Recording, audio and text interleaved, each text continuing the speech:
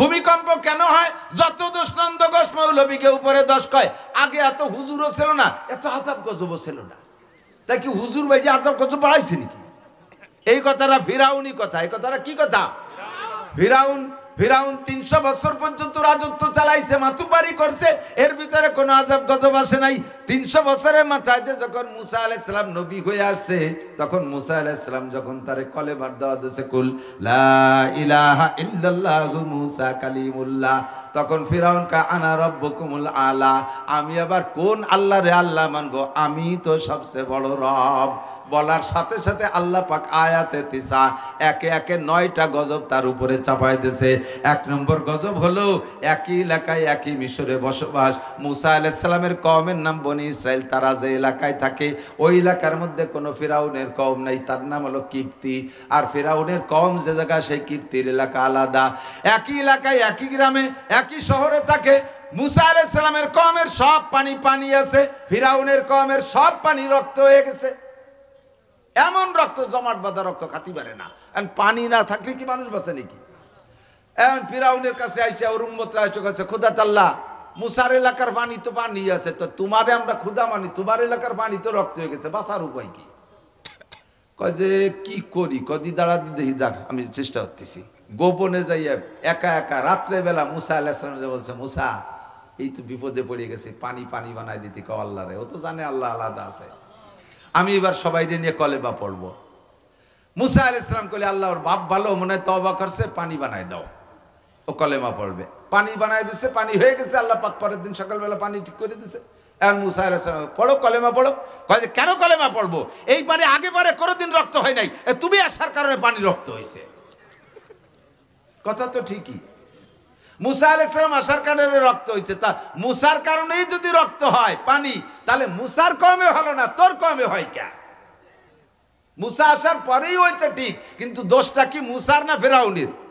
জোরে বলেন, মুসার না ফিরাউনের? দেশে হুজুর বাড়ছে, আযাব গজব বাড়ছে। আগে দেশে এত বড় বড় হুজুরও ছিল না, আযাব গজবও ছিল না। তাই কি হুজুররা আযাব গজব টেনে আনছে? হুজুররা এই পরিমাণ হইয়ে যে পরিমাণ বয়ান বক্তৃতা করতেছি, আমরা যে পরিমাণ প্রতিবাদ করতেছি, এত যদি না থাকতো তাহলে দুনিয়া এই কয়দিন বাংলাদেশ শেষ হয়ে যাইতো, বাংলাদেশ থাকতো না। হুজুরকে দোষ, যত দোষ নন্দ ঘোষ, এজাত তো কিজাল ফাই উদাওয়ালা। আমরা কোনো হুজুর এদেশে ওইভাবে নিয়ে কামলা কামলি করি না, বলি না যে এটা আমরা করছি, এটা আমরা করছি, ওটা আমরা করছি। হ্যাঁ, বললে আমরাই বলতে পারি, এই উপমহাদেশ থেকে ইংরেজকে তাড়ানোর যে আন্দোলন, এটা উলামায়ে কেরামই সর্বপ্রথম শুরু করেছে। উলামায়ে কেরামের আন্দোলনে এই দেশ স্বাধীন হয়েছে, এই এশিয়া মহাদেশ ধরে স্বাধীন হয়েছে। নইলে আজও পর্যন্ত ইংরেজের গোলামি করা লাগতো, আর বাংলাদেশের নির্বাচন করানো লাগতো না, এদেশের প্রেসিডেন্ট প্রধানমন্ত্রী হওয়া লাগতো না। স্বাধীনতা যুদ্ধ করে লাস্টে পাকিস্তানের থেকে যুদ্ধ হইয়া সেইটার নাম স্বাধীনতা, আবার আর একটা স্বাধীনতা। ও দোস্ত, এই বাংলার জমিনের থেকে, এই উপমহাদেশ থেকে ইংরেজকে তাড়ানোর আন্দোলন উলামায়ে কেরামই করেছে। ঠিক কি ঠিক না? কিন্তু আমরা সেভাবে দাবি করি না, আমরা বলি সকলে মিলেমিশে তাই ঈমান আমলের সাথে থাকি, যাতে কোনো জয় ঝামেলা না হয়। ঠিক কি ঠিক না? 2 নম্বর গজবের কারণ হলো ভূমিকম্পর 2 নম্বর কারণ ওয়াল আমানাতু মাগনামা, আমানতের সাথে খেয়ানত করে যখন শুরু হবে। ওয়ার্ডের আমানত মেম্বার খেয়ানত করে, ইউনিয়নের আমানত চেয়ারম্যান খেয়ানত করে, এদিক তো করে না। বিজিএফ কাট করতে যে পয়সা নেয়, বয়স্ক ভাতা করতে পয়সা নেয়, বিধবা ভাতা করতে পয়সা নেয়, কে পয়সা নেবে? কে বিধবা ভাতা করে দেবে, পয়সা কেন নেবে? খেয়ানত করে, আমানতের খেয়ানত। বিজিএফ কার্ড মারে, টোন মারে, মন মারে, রাস্তা মারে, খাল মারে, সব কিছু মেরে খাই। মেম্বার ওয়ার্ডের আমানত মারে, চেয়ারম্যান ইউনিয়নের আমানত মারে, উপজেলা চেয়ারম্যান উপজেলার আমানত মারে, আমানতের খেয়ানত করে। আরে এমপি সাহেব তার সিটের খেয়ানত করে, মন্ত্রী সাহেব তার মন্ত্রণালয়ের আমানতের খেয়ানত করে। কথা বলেন, স্কুলের আমানত যার কাছে আছে সে খেয়ানত করে, মসজিদের আমানতকে সে আর খেয়ানত করে। যখন আমানতের খেয়ানত শুরু হবে, তখন ভূমিকম্প শুরু হবে। মসজিদে বৃষ্টির জন্য দোয়া হবে, সেক্রেটারি এলান দিয়েছে, সবাই বসবেন, জুমার নামাজের পরে মসজিদে দোয়া হবে। কতদিন বৃষ্টি হয় না, সবাই বসবে। এর মধ্যে একজন দাঁড়াবে, দোয়া আরবে কোন হুজুর? এরকম বুতুম ফেসার মতো চোখ পাকাইছে, দোয়া আরবে কোন হুজুর? কেন, কি হয়েছে? আরে সেই হুজুর আছে, বাহিরদের হুজুর। মাঠে যে আমাকে নিয়ে ইস্তেসকার নামাজ পড়ছি, সেই জায়গাতে ভিস্তি ভিস্তি বাড়ি আইছি, আর সেই হুজুর আছে। এখন হুজুরও প্লাস্টিকের, বদনাও প্লাস্টিকের। আগের হুজুররা কাঁসার বদনায় ফু দিলি তলা খুলিয়ে বার হয়ে যেত, আর এখন হুজুর ও প্লাস্টিকের বদনাও, কাঁসার বদনা আছে নি কোনো বাড়ি? কোন হুজুর দুয়ারবে সেগুলো ওকে রে এক বেয়াদবি করলো কে? কয় কি যে ও তো মোল্লাগে মসজিদের কেশিয়ার, তো ও যে কাটছে কীর্তি, কয় যে উনি তো এই 4-5 শুক্রবার আমাকে এনে নামাজ পড়ে। কেন? কয় ওনার কাছে ক্যাশের টাকা রয়েছে মসজিদে, সেইটাই উনি এই মাইয়ে বিয়ে দিছে, পরে মসজিদের কাজ করবে, সেই সময় টাকা দিতে পারতেছে না বলে রাগারাগি বাদ দেয় আমাকে মসজিদে নামাজ পড়ে। আর এই নুস্য এ কয় কি যে কোন হুজুর দোয়া আসবে? এই যে বৃষ্টি বন্ধ হয়েছে এটা তোর কারণে হয়েছে, কথা বলেন না কেন?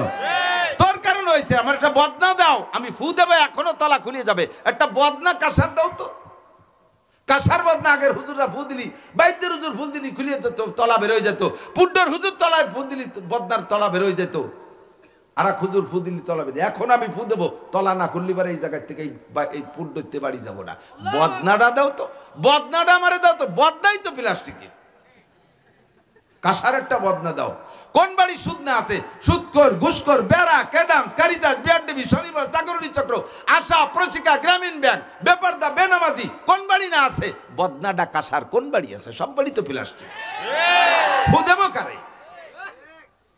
তনহমা সুদ্দাক দাক পুম্বাকু জাকু জানে হাম, তনহমা সুদ্দাক দাক পুম্বাকু জাকু জানে হাম, এক দিলে মন সদা রেজু দিল বাকু জাকু জানে হাম, এক দিলে মন সদা রেজু দিল বাকু জাকু জানে হাম। সারা গা ক্ষত বিক্ষত, ঔষধ লাগাবো কোন জায়গায়? দাইয়ে পেয়ে বুড়ির ভাষায়াত, দাইয়ে ভাইয়া বুড়ির ভাষায়াত। এক জায়গায় কয় সেমনি বসে বসে গল্প হচ্ছে, ওর মধ্যে এক বুড়ি আছে, কিরা যেন বাইশ আসছে, তাতে গন্ধ আন, সবাই দোষ দিয়ে তুই দিছিস, তুই দিছিস, সবাই ঠেলাঠেলি হয়ে কেউ দেই নেই। লাস্টে কয় বুড়ি দেশে, আর বুড়ি তো আর ঝগড়া হতে পারতেছে না, বুড়িরই অজু বানানো লাগলো, অথচ বাদ দেশে আর একজন। সারা দেশ ভরে মেম্বার, শহীদার, দফাদার, সবচেয়ে বলবো বড় ঘুষখোর বর্তমানে, সবচেয়ে বড় ঘুষখোর বর্তমানে বলেন জানেন কে? সবচেয়ে বড় ঘুষখোর সাংবাদিকরা। সবচেয়ে বড় ঘুষখোর সাংবাদিকরা মিথ্যে মিথ্যে সংবাদ বানাইয়া মানুষকে বিপদে ফেলাইতেছে, মানুষের নামে অপপ্রচার দিচ্ছে। যাদের নামে বড় ঘুষখোর বলে বদনাম পুলিশ, সে পুলিশের কাছ থেকে সাংবাদিকরা ঘুষ খায়। পুলিশটা এক পাশে ফেলাই দিয়ে, স্যার টাকা দেন, নইলে কিন্তু এটা সার্কুলার দিয়ে দেবো। বাবা তোর পায়ে ধরি, আমি 2 লাখ টাকা যে কাটতে আনছিলাম, তোরে 3 লাখ টাকা দেবেন, আমার নামটা কইস না। আর আমাকে দোষ দেয়, ফু দেয় না, সেই ফু দিয়া হুজুর নেই। ওয়ালা মানা তুমাক নামা, আমানতের সাথে খেয়ানত, মসজিদের আমানত। খেয়াল রাখেন, একটু মনে রাখেন, কেশিয়ার যারা আছেন, মসজিদের কেশিয়ার পদ নেওয়ার মতো চেষ্টাই করবেন না। আমি আমার নায়েবে মোহতাম সাহেবরে নিয়েছে, আমার সভাপতি হিসাবে আসছে আমার মাদ্রাসা, এই ভাড়া মজলিসে বলে গেলাম, আমার মাদ্রাসা সুলতান শাহী গোড়াইদের মাদ্রাসায় যদি আমি যোগ্য মোহতামেম তৈরি করতে পারি, আমি পথ ছেড়ে দেবো, আমি মোহতামেমের লুবি না। বিশাল বোঝা, বিশাল বোঝা। 2020 সালের মে মাসের 1 তারিখে আমার মোহতামেমের চাকরি। এর আগে 8 বছর সভাপতিত্ব করছি সুলতান শাহী মাদ্রাসায়, এরপরে বানাইছে সভাপতি মোহতামেম। এই 2020 সালের থেকে নিয়ে এই 25 সাল শেষ হতে লাগছে, 1 টাকা বেতন নিতে পারিনি। মাহফিলের পরে উস্তাদরা খরচ বরচ বাদে যা টেকছে বাক করে দিয়ে দেই যে কয়েকজন যারা চলে গেছে, কিছু বেতন বাকি রয়েছে, তাকে দেওয়ার মতো কিছু নেই। নিজের পকেটের থেকে 30,000 টাকা বের করে দিছি, যান ওই 3 জনকে দিয়ে দেন 10,000 টাকা করে। একটা লুকমা ভাত মাদ্রাসার খাই না, আল্লাহর রহমতে আল্লাহ খাওয়ায় না।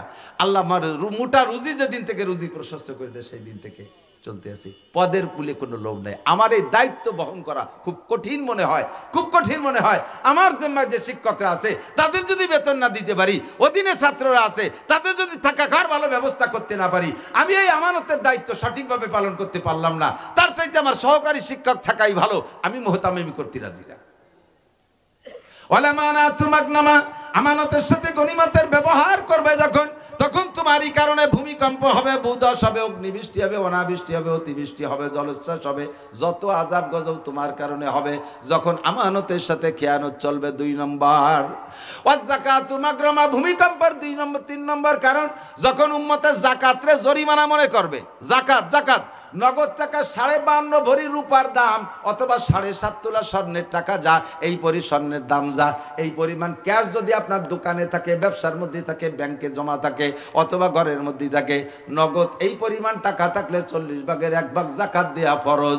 ওই 40 ভাগের 1 ভাগ সারা বছর আপনি পুরো টাকা ব্যবহার করছেন। কথা কি বোঝা যাচ্ছে?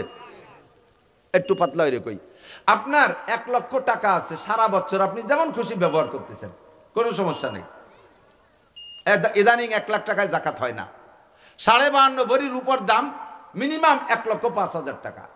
আপনার দোকানে পুঁজি আছে 1,05,000 টাকা ধরে নেন, এই দোকান বেচা কিনা করছেন সারা বছর, তাতে লভ্যাংশ বের করে সংসার চালাইছেন। পুরো দোকানের সব টাকা যদি আপনি খেয়ে ফেলেন, বছরের মধ্যে আল্লাহ পাক আপনার পর হস্তক্ষেপ করবে না। 365 দিন চলে গেছে এভাবে, কিন্তু 366তম দিন যে যখন আপনার দোকানে হিসাব করে দেখা গেল 1,05,000 টাকা আছে, ওর থেকে 1,02,500 আর 5,000-এর 40 ভাগের 1 ভাগ কয় টাকা হয়? এই কয় টাকা আপনার খাওয়া হারাম, আপনার দোকানের টাকা আপনার ব্যবহার করা হারাম। ওই টাকা বের করার আগ পর্যন্ত দোকানের কোনো মাল আপনি ব্যবহার করতে পারবেন না, কারণ প্রত্যেক 1 টাকার মধ্যে 2.5 পয়সা রয়ে গেছে। প্রত্যেক 1 টাকার মধ্যে 2.5 পয়সা রয়ে গেছে আপনার হারাম টাকা। এই হারাম টাকাকে আপনি ব্যবহার করতে পারবেন না, আপনার নিজের টাকাও ব্যবহার করতে পারবে না। 40 ভাগের 1 ভাগ বের করে দিতে হবে। যদি বাংলাদেশের পয়সাওয়ালারা তাদের যাকাতগুলো সঠিকভাবে বের করে দিত, আসমানি রহমত পরিমাণ মতো বৃষ্টি নাজিল হতো, সময় মতো রৌদ্র হতো, জল বৃষ্টিতে ফসল নষ্ট হয়ে যেত না, ক্ষুধার গজব আসতো না। যদি মানুষের যাকাতগুলো সঠিকভাবে দিত, একটা মাদ্রাসায় এই লিল্লা বোর্ডিং এর জন্য চিন্তা করা লাগতো না। গরিব মিসকিনরা এই ব্যারাক অ্যাডামস কারিতাসের থেকে, গ্রামীণ ব্যাংকের থেকে সুদে লোন নেওয়া লাগতো না। যাকাতের টাকা সঠিকভাবে বন্টন করে দিলে সমস্ত গরিব স্বাবলম্বী হয়ে যেত। ব্যবস্থা সেভাবে না করিয়া থানায় থানায় লিখে দেশে সাইনবোর্ডে এক একখান ভিক্ষুক মুক্ত, ফকির মুক্ত বলমারি, ফকির মুক্ত সালতা, ফকির মুক্ত নগরকান্দা। আমি গেছি ফকিরহাটে, ফকিরহাট বাগেরহাটে এক গেলে থানার নাম আছে না ফকিরহাট, বাসে আমার গাড়ির নামে, গাড়ির দাঁড়াইও একটু নামিয়ে চা খাই। তা চা খাইতে নামছি, নামার সাথে সাথে দেখি যে 2টি খুঁটি, তো খুঁটি 2টি দিয়ে উপর দিক চাইছি, দেখি যে একখান সাইনবোর্ড, ওতে লেখা ফকির মুক্ত ফকিরহাট। তো ফকির মুক্ত ফকিরহাট আমি পড়িয়েও শেষ করতে পারিনি। এর মধ্যে ফকিরহাটটা আইছে, বাবার 10টা টাকা দেন। আমি কই বেটা এই যে কি লেখা ফকির মুক্ত ফকিরহাট, সেই সাইনবোর্ডের তলে দাঁড়ায় তুমি বইটা চাও, কও যে লাগছে সে বড়ি বেড়ে, আমার 10 টাকা লাগবে দাও। ফকির মুক্ত ফকিরহাট লেখলেই ফকির মুক্ত হয়ে যায় না, শতভাগ বিদ্যুতায়িত লেখলেই বিদ্যুতায়িত হয়ে যায় না। কথা বলেন? সকালে কারেন্ট থাকে না, বিকেলে কারেন্ট থাকে না, লোডশেডিং এর পর লোডশেডিং, আর খালি সাইনবোর্ড লেখলেই হয়ে যায়। ওয়াজ্জাকাতু মাগরামা, যাকাতরে যখন জরিমানা মনে করবা, মৌসুমি ফসল, মৌসুমি ফসল। এদিক দেখেন, নগদ টাকার যাকাত একরকম, আর মৌসুমি ফসল আমাদের হানাফি মাযহাবে মা খারাজা মিনাল আরদে, যা জমিনের থেকে উৎপাদন হবে। 1 কেজি পেঁয়াজও যদি হয় তবুও তার 40 ভাগের 1 ভাগ, 1 মণ পেঁয়াজও যদি হয় তার 40 ভাগের 1 ভাগ দিতে হবে। যে ফসল যেমন ফলাইতে তার পিছনে যেমন খরচ, তার থেকে ওসর সেভাবে দিতে হবে। যেই ফসলের পিছনে কোনো খরচ নাই, 1 বিঘা জমিতে বাঁশ লাগাইছেন, তারে সার ওষুধ কীটনাশক পানি দেয়া লাগে না, বাঁশের চাষের জন্য কিছু দেয়া লাগে না, কোনো লাগাইতে আসলে হয়ে যায়। কতক্ষণ এই বাঁশও আপনার 40 বাঁশের ভাগ দিতে হবে, 10টায় 1টা। বছরের শেষে 10টা বাঁশের 1টা বাঁশ গরিবরে দিয়ে দিতে হবে, 10টা বাঁশের 1টা। যদি আপনি না দেন, আল্লাহ পাক রেখে দিতে পারে সুন্দর সুন্দর করলি হয়ে কেবল মাথা বের হইছে, হালকা একটা ঝড় সাইডে মাথাগুলো ভেঙে সব মাথা বানাই দেবে। বারে বারে 10টা বাঁশের 1টা বাঁশ। আম বাগান বানাইছেন, ওরও আম বাগানের 20 ভাগের 1 ভাগ দিতে হবে। আপনাদের আমাদের দেশে কলাই বুনাই নাকি জানি না, আমাদের ওদিক কলাই ফসল বুনাই, কলাই মুসড়ি, এর পিছনে সার ওষুধ কীটনাশক পানি দেওয়া লাগে না, শুধু বুনই রেখে আসে আর সময় মতো কাইটে নিয়ে আসে, এর 10 ভাগের 1 ভাগ দিতে হবে। আপনাদের পেঁয়াজের পিছনে যথেষ্ট পরিশ্রম আছে, 40 ভাগের 1 ভাগ দিতে হবে। পাটের পিছনে যথেষ্ট পরিশ্রম আছে, 40 ভাগের 1 ভাগ দিতে হবে। আর ধানের পিছনে যথেষ্ট খরচ আছে, ওরও 40 ভাগের 1 ভাগ দিতে হবে। 40 ভাগের 1 ভাগ বের না করে মুখস্থ আপনি সব খরচ করবেন, ওর ভিতরে গরিবের হক থাকার কারণে আপনারটা আপনারও হালাল না। যখন আমরা সুন্দর করে বলবো, বুঝাই দেব, তখন এটাকে জরিমানা মনে করবে, কয় আমার ক্ষেতের ফসল আমি যা খুশি তাই করবো। হুজুররা পাম্পট্টি দিয়ে নেওয়ার জন্য মশলা খাড়া করে। আবার যখন ধান পাট কালেকশনে যাই, দান দেয় কোন সাইজের ধান, পিএস দেবে যত কাটা পিএস, কুচো পিএস, সেইগুলো দেবে। দান দেবে আগাইলে মাইটনে খেড়িও দান, সিটে দান। আল্লাহু আকবার। আল্লাহ পাক রব্বুল আলামিন বলেন, এই সিটে দান আর আগাইলে দান দিলে কিরম লাগে আগামীবার দেখাই দেব। আগামীবার ধান যখন ফুলে বেরোইছে, ফুল বেরোইছে, হালকা একটা বাতাস দিয়ে ফুল ঝরে গেছে, এবার ধান ছিটে হয়ে গেছে। 1 বিঘে জমিতে 30 মণ 40 মণ ধান হইতো। কাটিয়ে এনে মলন মেলার পরে, মাড়াই করার পরে ধান সে গাদি সেরকম হয়েছে, কিন্তু বলই দেখে 30 মণ সিটে আর 5 মণ হয়েছে ধান। লম্বা একটা হাই ছেড়ে কয়, আল্লাহ বুঝলো না। আল্লাহ বেড়া ক্ষেত্রে 30,000 টাকা বলক করছে, আল্লাহ বুঝলো না। আল্লাহকে বুঝিলেই গতবার আমার তালবি আলী ভাই ছিল মাদ্রাসা থেকে, তাকে সিটে দান দিছিস, সিটে দান দিলি কলিজার মধ্যে কেমন লাগে তাই বুঝনের জন্য একটা বুঝ দিয়ে দিলাম। ও যাকাতু মাগরামা বেড়ে যাচ্ছে কথা, শুধু হেডলাইন বলে চলে যাব। 4 নম্বর হলো ওয়াতুল্লিমালি গায়রিদ্দিন। মুসলমানরা যখন সন্তানদেরকে দিন শিক্ষা দেবে না, সব দুনিয়ার শিক্ষার পিছনে পাগল হবে।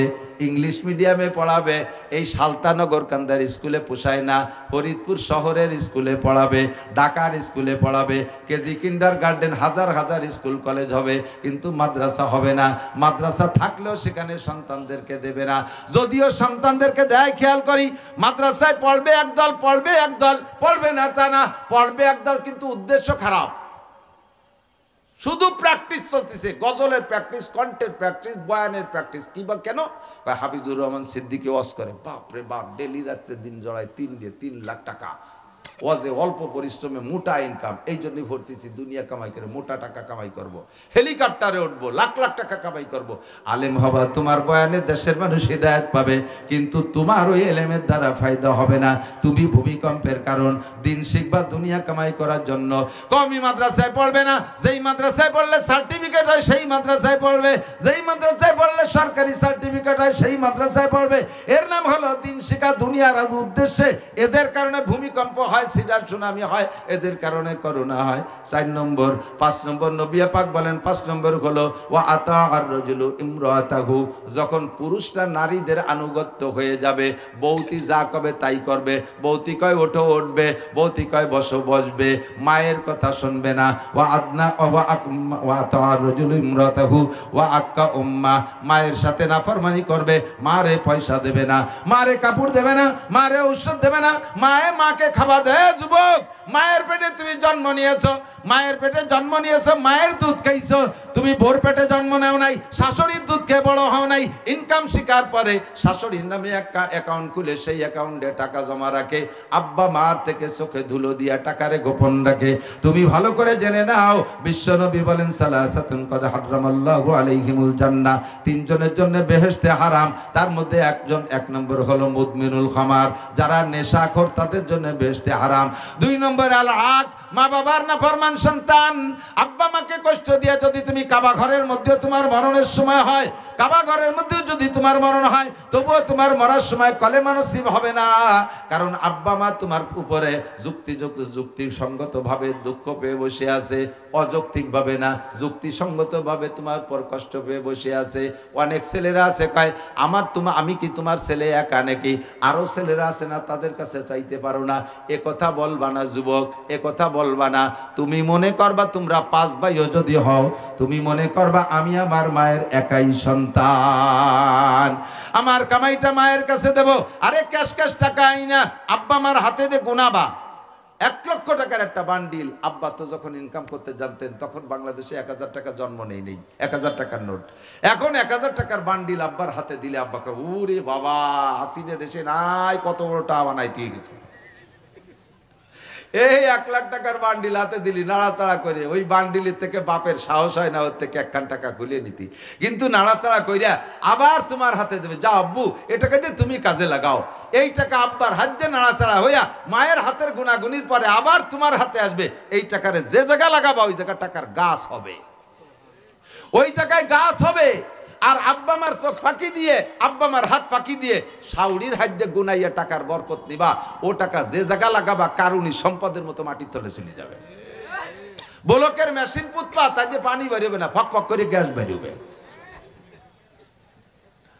ওয়াদনা সাদিকাহু আকসাবা, কিয়ামতের আলামত নবী পাক বলেন, ভূমিকম্প আর ঘূর্ণিঝড়ের কারণ কি?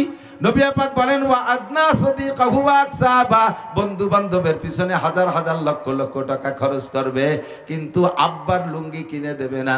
আব্বা একটু তবলিগে যাইতে 5,000 টাকা চাইলে সে সময় টাকা থাকে না, চার দোকানে বসে পিঠাগিরি দেখায়, মিষ্টির দোকানে বসে হাজার হাজার টাকা নষ্ট করে, নির্বাচনের 5 লক্ষ লক্ষ টাকা খরচ করে, অথচ আব্বার জন্য ঔষধের টাকা জোটে না। এই তোর কারণে দুনিয়ায় ভূমিকম্প হয় আর গজব হয়। নাশহাদু আল্লা ইলাহা ইল্লাল্লাহু ওয়াহদাহু লা শারীকা লাহ ওয়া নাশহাদু আন্না সাইয়্যিদানা ওয়া সানাদানা ওয়া হাবিবানা ওয়া তাবিবানা وطبيب قلوبنا ومولانا محمدا عبد الله ورسوله صلى الله تعالى عليه وعلى آله وأصحابه وبارك وسلم تسليما كثيرا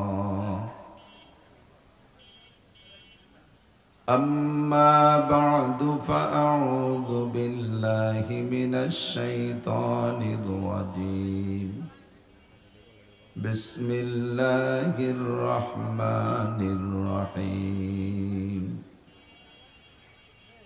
ظهر الفساد في البر والبحر بما كسبت أيدي الناس وعن عمر بن الخطاب رضي الله تعالى عنه أنه قال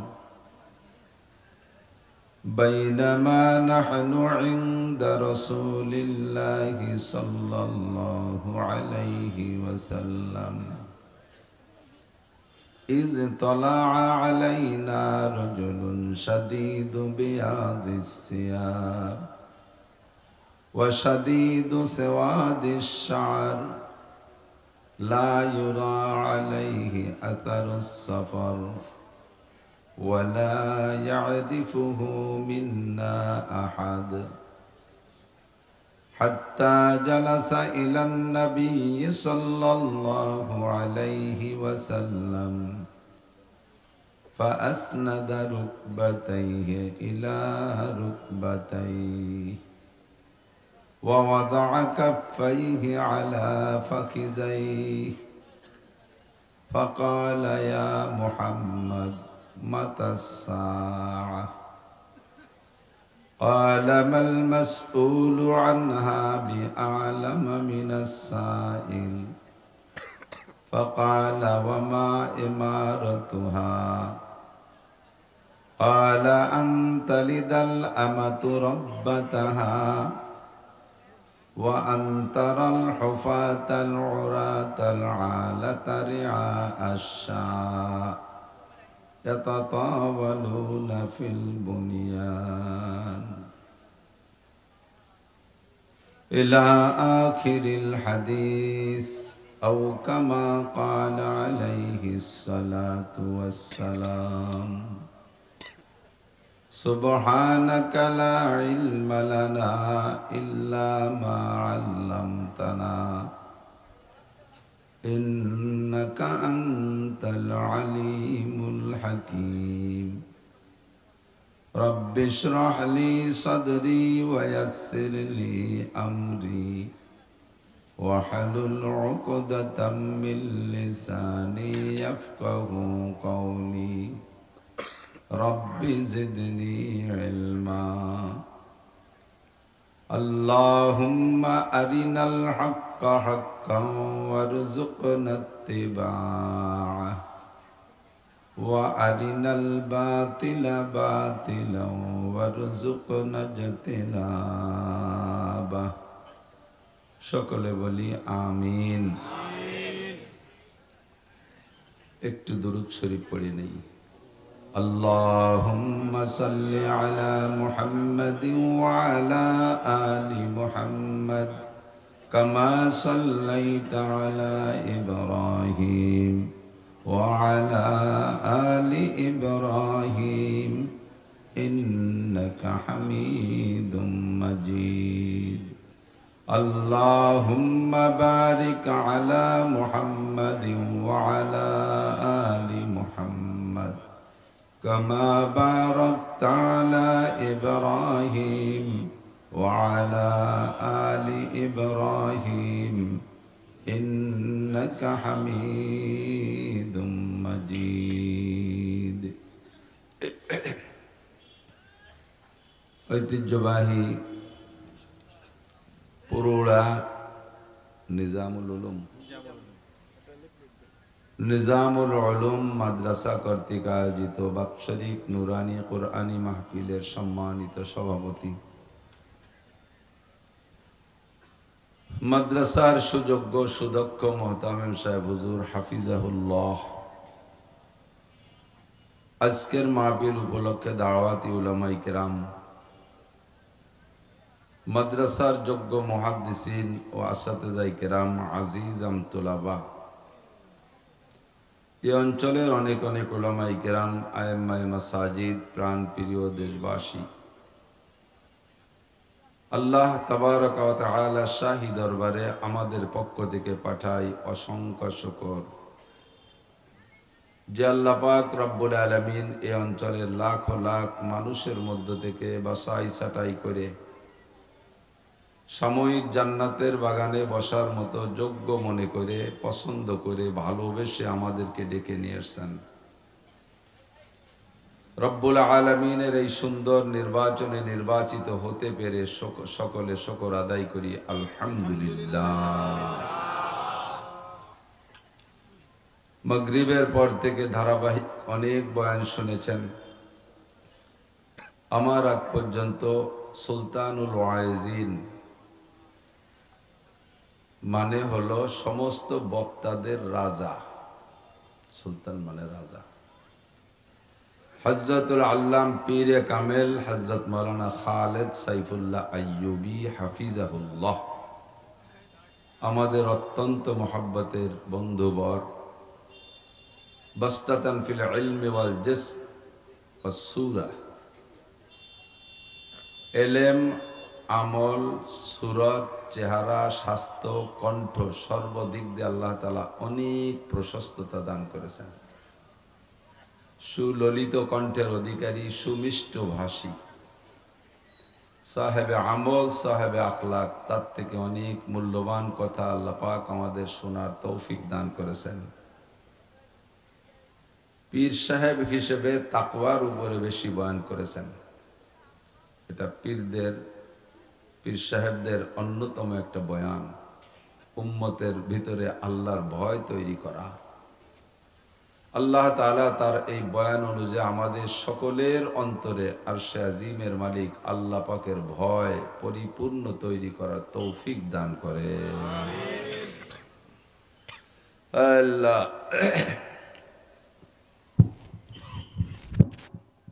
এই বালিশের সাথে ঠেলে বেলা দিচ্ছে আরে বাতাস যাচ্ছে তো হয় না। আল্লাহ ঘুম এসে গেছে আপনাদের। আল্লাহ পাক রব্বুল আলামিন সকলকে সব কথা বুঝা আমল করার তৌফিক দান করেন। মাঠে আসলে একজন মুরব্বীর কথা ভিতরে সাড়া দেয়। মাগরিবের পরে এক মুরব্বীর মাদ্রাসায় গিয়েছিলাম, তিনিও মারা গেছেন। হযরত মাওলানা নিজামউদ্দিন সাহেব আমাদের গোপালগঞ্জের একজন অনেক যোগ্য আলেম, বড় একটা মাদ্রাসার প্রতিষ্ঠাতা মুহতামিম, যার বয়ান শুনে বয়ান শিখেছি, এরকম যারা তাদের মধ্যে একজন তিনি। জিয়ারত করেছি, কবর, ইসালে সওয়াব করেছি, সূরা ইখলাস, সূরা ফাতিহা পড়ে তার জন্য সকলকে নিয়ে আমি দোয়া করে মুনাজাত করে ইসালে সওয়াব করে আসছি। আবার এসেছে আর একজন মুরব্বীর মাজারের কাছে, কবরের কাছে। এখানে এসেও হযরতের কথা বারবার মনে পড়তেছে। ছোট্ট ছোট্ট কথায় অনেক নসিহত করতেন। কয়েকবার আমাকে বলেছেন, বাবা আস্তে আস্তে কথা বলবা, অনেক দিন বলতে পারবা। আর এরকম বলনেওয়ালা মানুষ থাকতেছে না। কাব্বারানি মৌতুল কোবারা, ধীরে ধীরে মুরব্বীরা চলে যাচ্ছে আর আমরা মুরব্বী হচ্ছি। হঠাৎ করে শুনবে একদিন আমার মৃত্যু খবর, কেঁদে কেঁদে আসবে সবাই, দিতে শুধু কবর। এমন একদিন আসবে যেদিন মানুষে আর আমাকে দাওয়াত দিতে যাবে না। খবর পেলে হয়তো মোহাব্বত থাকলে সম্ভব হলে 2-3 মুঠ মাটি দিতে যাবে। আমরাও চলে যাব, কেউ থাকতে পারবে না। আমাদের প্রাণপ্রিয় আর একজন মুরব্বী অত্যন্ত অসুস্থ, হযরত মাওলানা হিলাল উদ্দিন সাহেব হাফিজাহুল্লাহ। আজকে শুনেছি তাকে হেলিকপ্টারে করে নাকি ডাক্তারের কাছে নিয়ে গেছে। হযরতকে আল্লাহ তাআলা সুস্থ করুন, সবাই বলি আমিন। হায়াতে তয়বা বাড়ায় দিক, সবাই বলি আমিন। আল্লামা জালালউদ্দিন রুমি রহমাতুল্লাহ আলাইহি বলেন, ই সুখানশি রাস্তে দর পেস্তানে যা, বেকুশিন্দা খুশনমি গর দদরওয়া। বক্তাদের মুখের কথা গাভীর স্তনের দুধের মতো।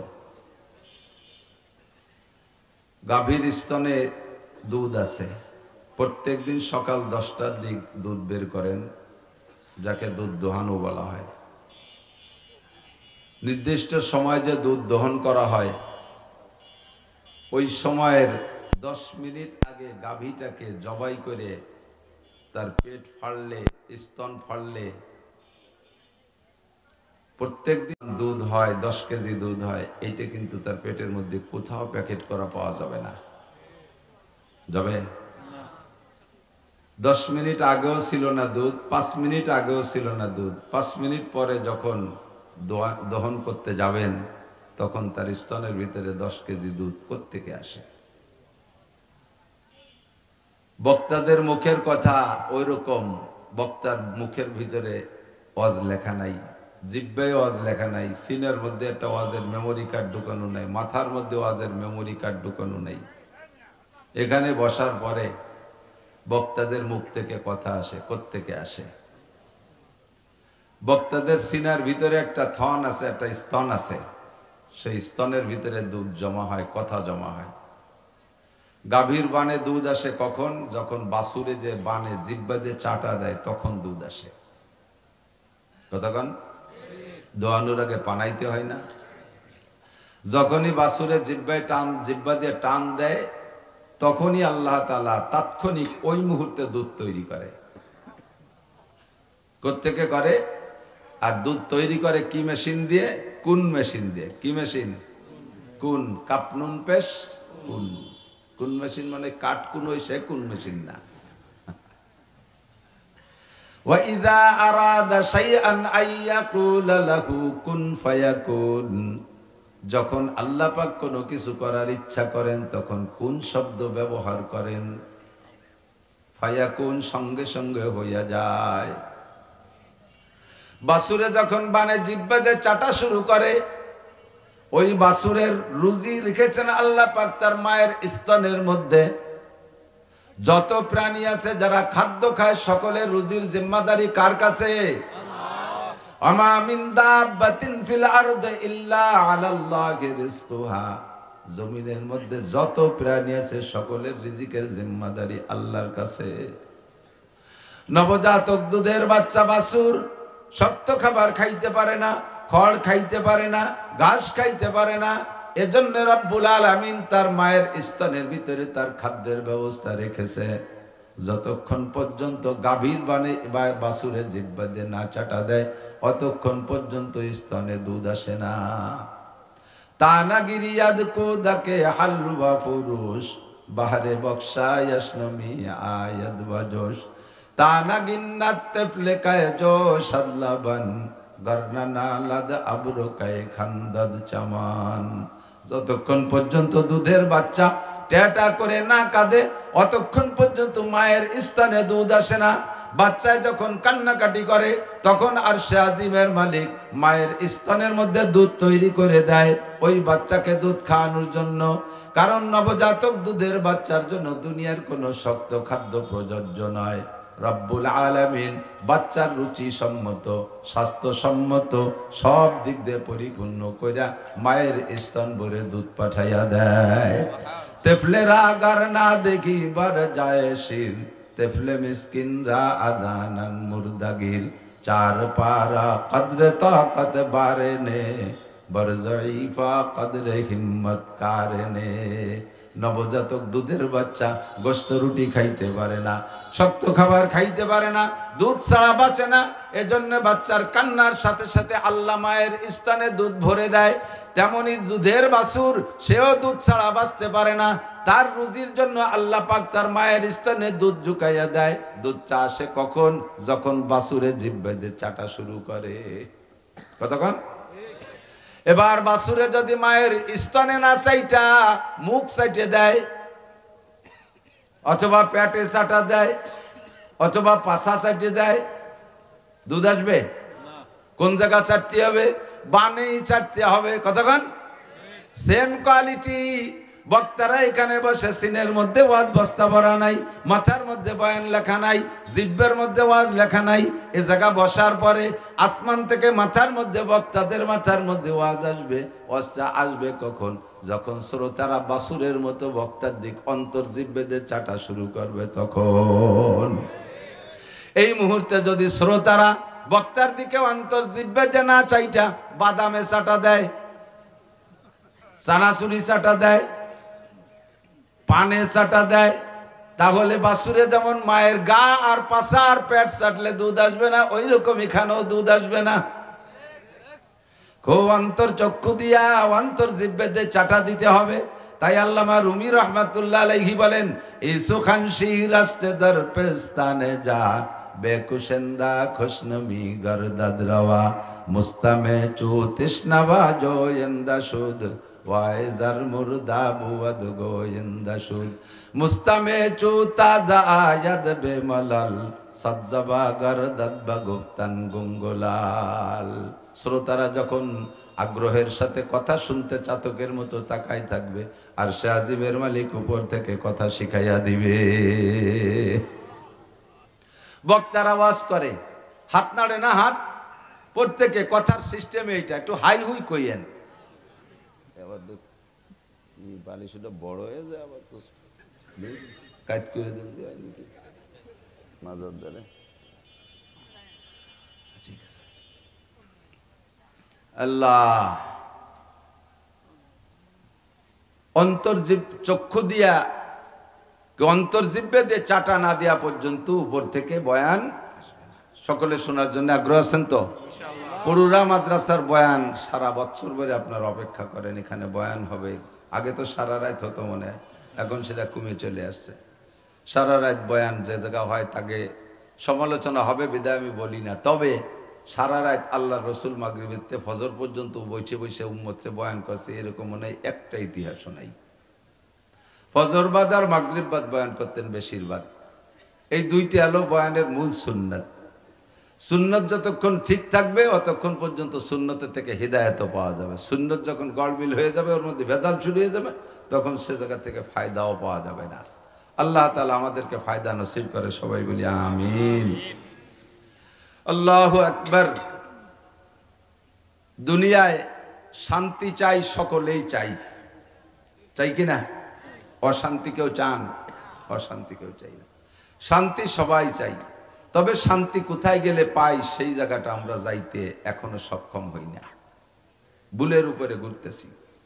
আল্লাহ পাক রব্বুল আলামিন আমাদের সকলের শান্তির সুব্যবস্থা করে, সবাই বলি আমিন। বাতাস আসতেছে, এই যে এইটুকু গিরে দেওয়া উচিত ছিল, ঠান্ডা আসতেছে। আল্লাহ, গত শুক্রবারে ভূমিকম্প হয়েছে নাকি? এই আগের শুক্রবার এদিক হয়েছে নাকি? আমি তো খালি আমাদের ওই দিক হয়েছে, পুরো বাংলাদেশ হয়েছে না? ভূমিকম্পের কারণ কি? সদস্য হুজুর রহমাতুল্লাহ আলাইহির ছোট্ট একটা বই আছে লেখা। বইটার নাম প্রলয়ঙ্কারী ঘূর্ণিঝড়ের কারণ কি। বইটার নাম প্রলয়ঙ্কারী ঘূর্ণিঝড়ের কারণ কি, এই বলে বইটার নাম দিয়েছে। ছোট্ট মনে 8-10 পাতার ভিতরে লিখছে, ছোট্ট একটা বই, 10 টাকা করে। একসময় আমার সাথে মজিবর দারোগা থাকতো, উনি বইগুলো বিক্রি করতো।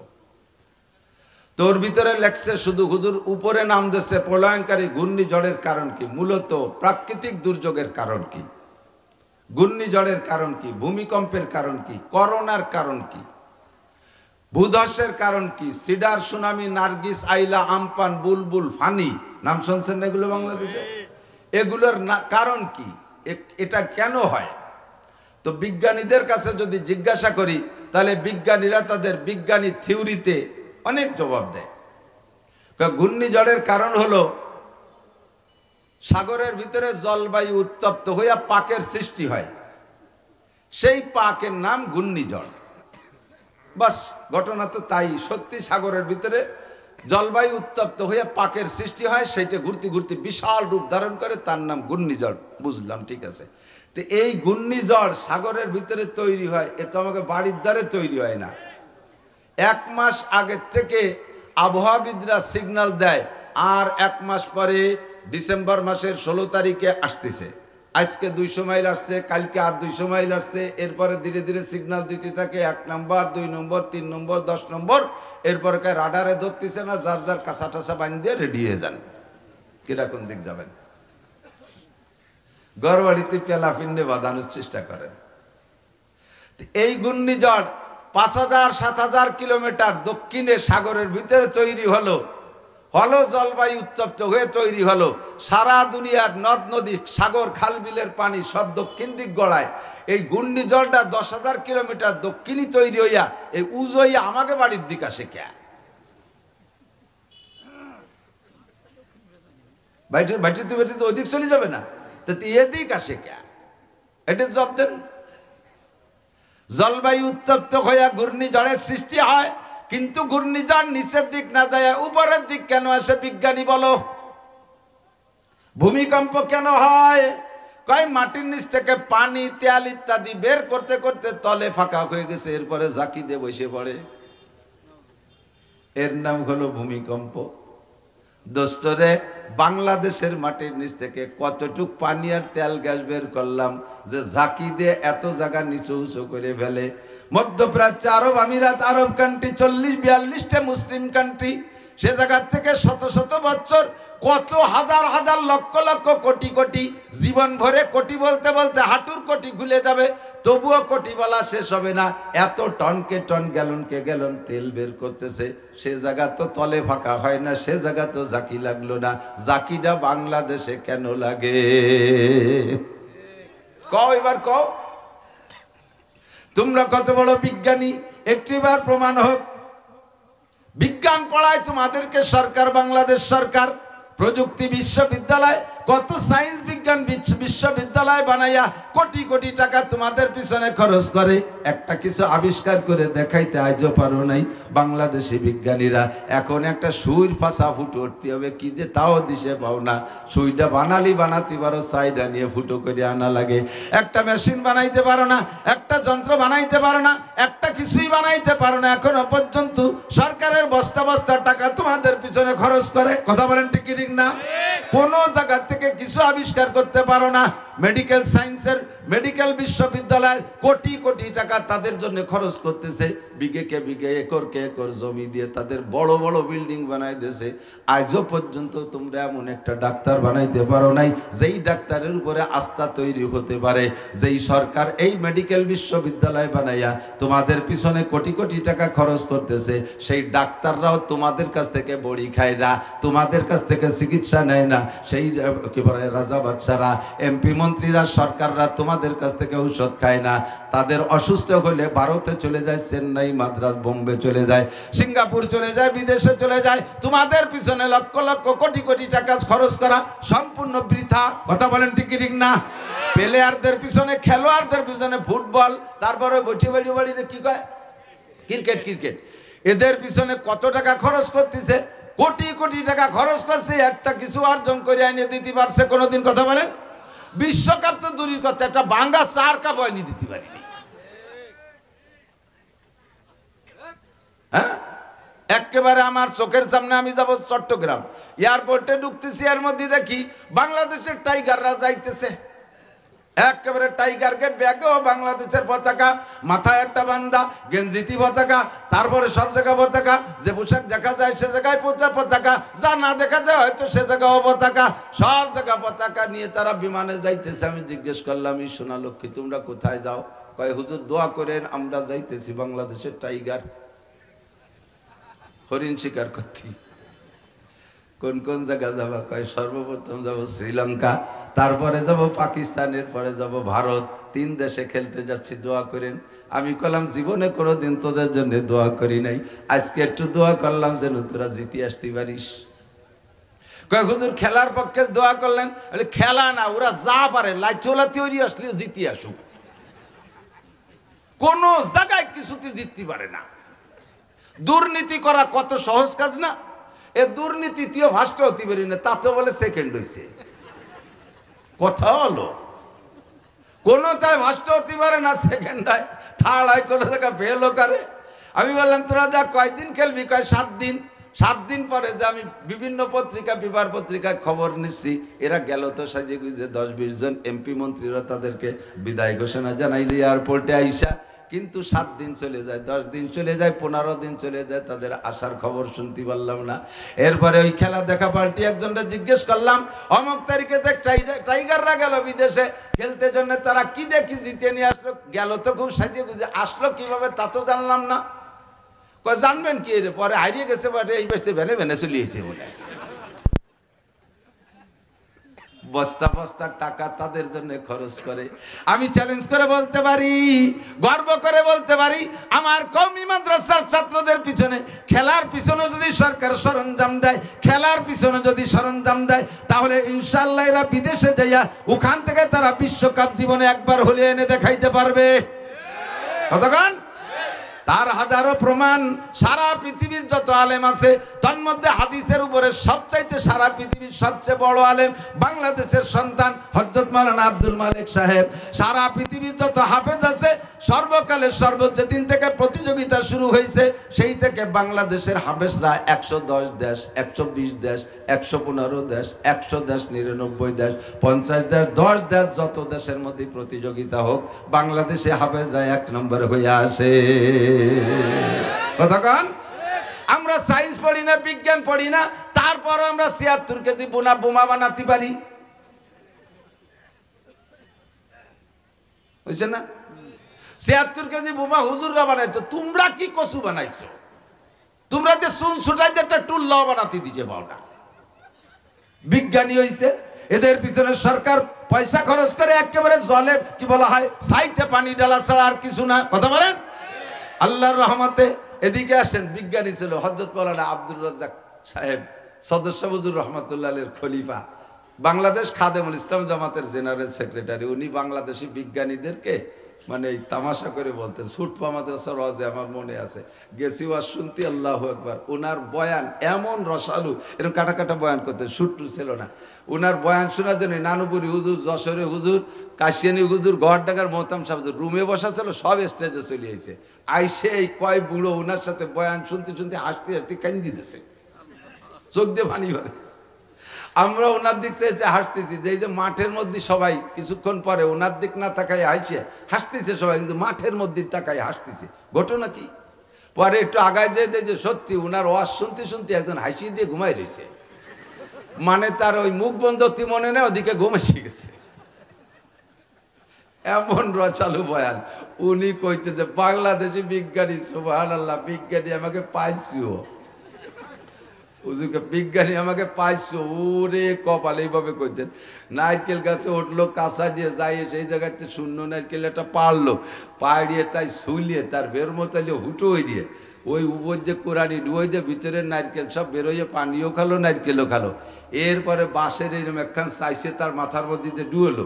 এরপরে সেই নারকেলের ভাসরে ফুটো হয়ে তার মধ্যে পানি ডুয়েছে। উপরে মাটি দিয়ে কলকিয়ারটা বানাই দিয়ে তা উপরে বসাই দিয়ে ওর মধ্যে তামুক খানিক মাহাইয়া, এরপরে ওই জায়গায় আগুন ধরাই দিয়ে সেই নারকেলের ফাঁসড়ে যে ফুটো, ওই জায়গায় দিয়ে চুমো দিচ্ছে এমন বেগে, চুমো দিয়ে দিয়ে ধুমো প্যাটের মধ্যে নিয়ে নাক দিয়ে গাল দিয়ে ফাঁসা দিয়ে এদিক সেদিক দিয়ে পারে। বিজ্ঞানী আমাকে পাইছিও। তোমার কাছে জিজ্ঞাসা করলে বিজ্ঞানী আমাকে পাইছো, ভূমিকম্প হয় কেন এই বলবা, ঘূর্ণিঝড় হয় কেন ওই বলবা, করোনা হয় কেন এটা আরেকটা বলবা, মূল কারণ কোথায় সে জায়গা কেউ হাত আজও দিতে পারো নাই। কথা বলেন ঠিক না? মূল কারণ হলো আল্লাহ পাক রব্বুল আলামিন বলেন যাহারাল ফাসাদু ফিল বাররি ওয়াল বাহরি বিমা কাসাবাত আইদিন নাস। জলে আর স্থলে, আসমানে আর জমিনে, ব্যক্তিগত জীবনে, পারিবারিক জীবনে, সামাজিক জীবনে, অর্থনৈতিক জীবনে, আন্তর্জাতিক জীবনে, রাজনৈতিক জীবনে যত পদস্খলন, যত আপদ বিপদ, যত বালা মুসিবত, যত গজব আযাব আছে সবগুলো, এই সমস্তগুলো, যত প্রাকৃতিক দুর্যোগ আছে সবগুলো আসার কারণ হলো বিমা কাসাবাত আইদিন নাস। এগুলো সবই তোমাদের কর্মফল। ঘূর্ণিঝড় কেন হবে? যদি ঘূর্ণিঝড় হয় তো সাগরের মধ্যে তৈরি হয়ে ওই দিক চলে যাবে, এদিক কেন আসবে? কথা বলেন। নিচের দিক না যে উপরের দিক কেন আসে? কয় তোমাদের কর্মফল তোমাদেরকে শায়েস্তা করার জন্য আসে। এগুলো সব কিয়ামতের পূর্বাভাস। যখন দেখবা এগুলো বারবার আসতেছে তখন তোমরা বুঝবা কিয়ামত আর বেশি বাকি নাই। কিয়ামতের আগে আইনে কিয়ামত হবে মুহররম মাসের 10 তারিখ শুক্রবার। এই ভূমিকম্পের মাধ্যমেই কিয়ামতের সূচনা শুরু হবে। গত শুক্রবারে যে ভূমিকম্প, এটাও কিন্তু শুক্রবারে হয়েছে ভূমিকম্পটা, ঠিক না? বয়ই পেয়ে গেছিলাম, আল্লাহ শুরু হইল না শুক্রবার, পরে দেখে না মুহররমের 10 তারিখ না, তারিখ পাল্টে গেছে। আল্লাহু আকবার। কিয়ামত হবে কি হবে না? বলেন হবে। ইদা ওয়াকাতিল ওয়াকিয়া লাইসা লিওয়াকাতিহা কাযিবা। কিয়ামত অবশ্যই হবে। কিয়ামত ঘটনা ঘটার মধ্যে কোনো সন্দেহ নাই। নবী আলাইহিস সালাতু ওয়াস সালাম সাহাবায়ে কিরামদেরকে নিয়ে বসে আছেন, বয়ান করতেছেন। ইতিমধ্যে হযরত ওমর ইবনে খাত্তাব রাদিয়াল্লাহু তাআলা আনহু বলেন, বাইনামা নাহনু ইনদা রাসূলিল্লাহি সাল্লাল্লাহু আলাইহি ওয়াসাল্লাম, আমরা নবী পাকের সামনে বসা ছিলাম। ইসতালা আলাইনা রাজুলুন, ইতিমধ্যে আমাদের মাঝে একটা লোক উদয় হলো।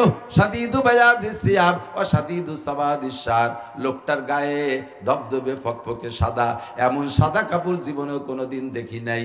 গায়ের রং যেমন ফর্সা, জামা ওইরকম, পোশাক ওইরকম সাদা, মাথার চুল দাড়িগুলো, মুখের দাড়িগুলো, মাথার চুলগুলো এমন কালো, আমাদের মধ্যে কাহারও চুল দাড়ি এমন কালো ছিল না, কঠিন কালো।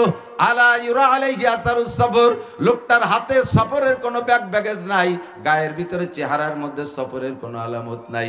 একটা লোক মরুভূমির ভিতরে লম্বা সফর করে আসলে, পথ চলে আসলে, গায়ের সাদা কাপড় থাকলে সাদা থাকে না, ময়লা হয়ে যায়। চুল দাড়ির ভিতরে উড়ন্ত ধুলোবালি ঢুকে আউলো কেশ বাউল বেশ হয়ে যায়। লম্বা পথ সফরে গেলে সফরের কিছু সামান ব্যাগ ট্যাগ থাকে, কোনো কিছু তার ভিতরে নাই। এই লোকটাকে আমরা কেউ চিনি না, লা ইয়ারিফুহু মিন্না হাদুন, আমরা কেউ তারে চিনি না। লোকটা মাঠের, আমরা যেখানে বসে বয়ান শুনতেছি, পিছনে এসে দাঁড়াইলেন। পিছনে এসে দাঁড়ায়ও জায়গা, অনেক জায়গা থাকা সত্ত্বেও পিছনে বসলেন না, উকি মারে দেখতেছে বসার মাঝখানে বা সামনে কোনো জায়গা আছে নাকি। ওই লোকটা গলা উঁচিয়ে দেখেন নবী আলাইহিস সালামের সামনে সবচাইতে নিকটে বসা সিদ্দিক আকবর, আবু বকর, এই দুইজনের মাঝখানে একটা মাত্র সিট খালি আছে।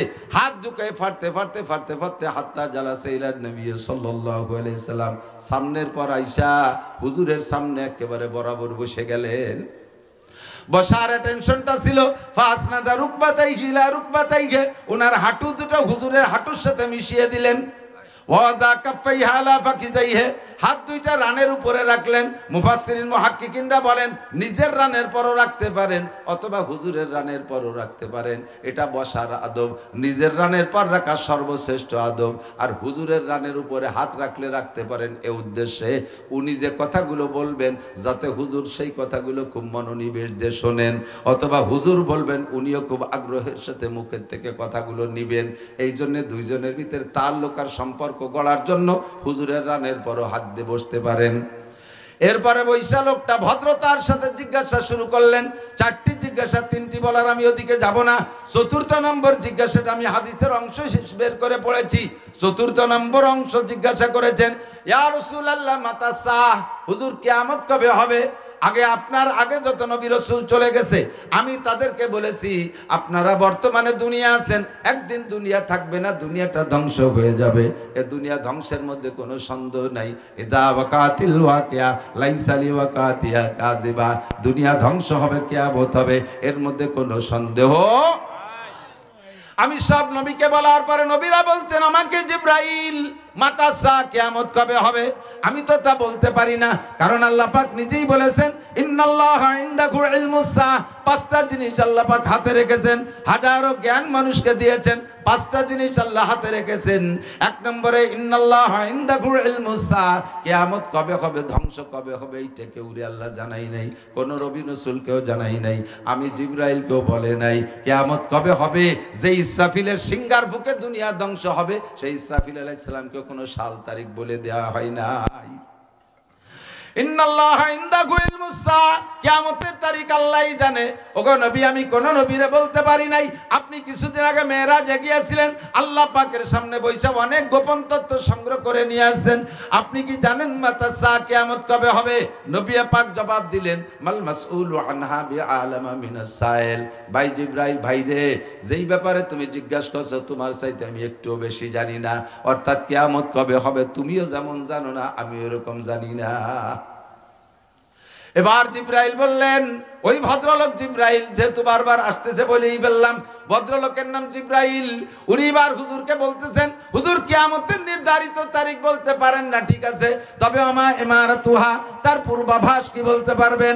ঝড় আসবে তার পূর্বাভাস বলা হয়, আরে এটা বিভিন্ন প্রকার বৃষ্টি বাদল আসবে তার পূর্বাভাস বলা হয়, টন্ডের নার্গিসাইল আসবে এর পূর্বাভাস বলা হয়, কিয়ামত আসবে তার পূর্বাভাস কি দুই একটা বলতে পারবেন? হুজুর বলেন, হ্যাঁ তা আমি জানি, এগুলো আমাকে আল্লাহ পাক জানাই দিয়েছে। এক নম্বরে হুজুর বলেন, আনতালিদাল আমাতু রাব্বাতাহা।